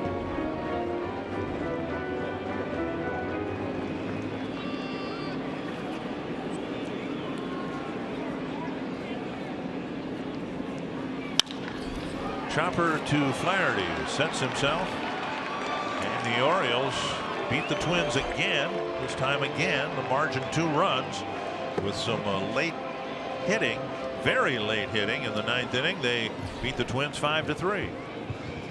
Twins saw really good pitching starting and throughout the bullpen. Trevor Plouffe had a great night, did all the damage. The rest of the lineup just couldn't do anything against a very well pitched game by the Orioles staff. Well, the Orioles showed why they have the 2nd best record in the American League. They were swept, Anthony, by the Twins last year in all 7 games, and now they seemed intent on sweeping the Twins. It's 4 in a row for the Orioles against Minnesota. All 4 have been good ball games. All 4 have gone to Baltimore. Coming up next on Twins Live, presented by CenturyLink, we'll show you how Jose Barrios fared against this Orioles lineup, and hear from Paul Oliver.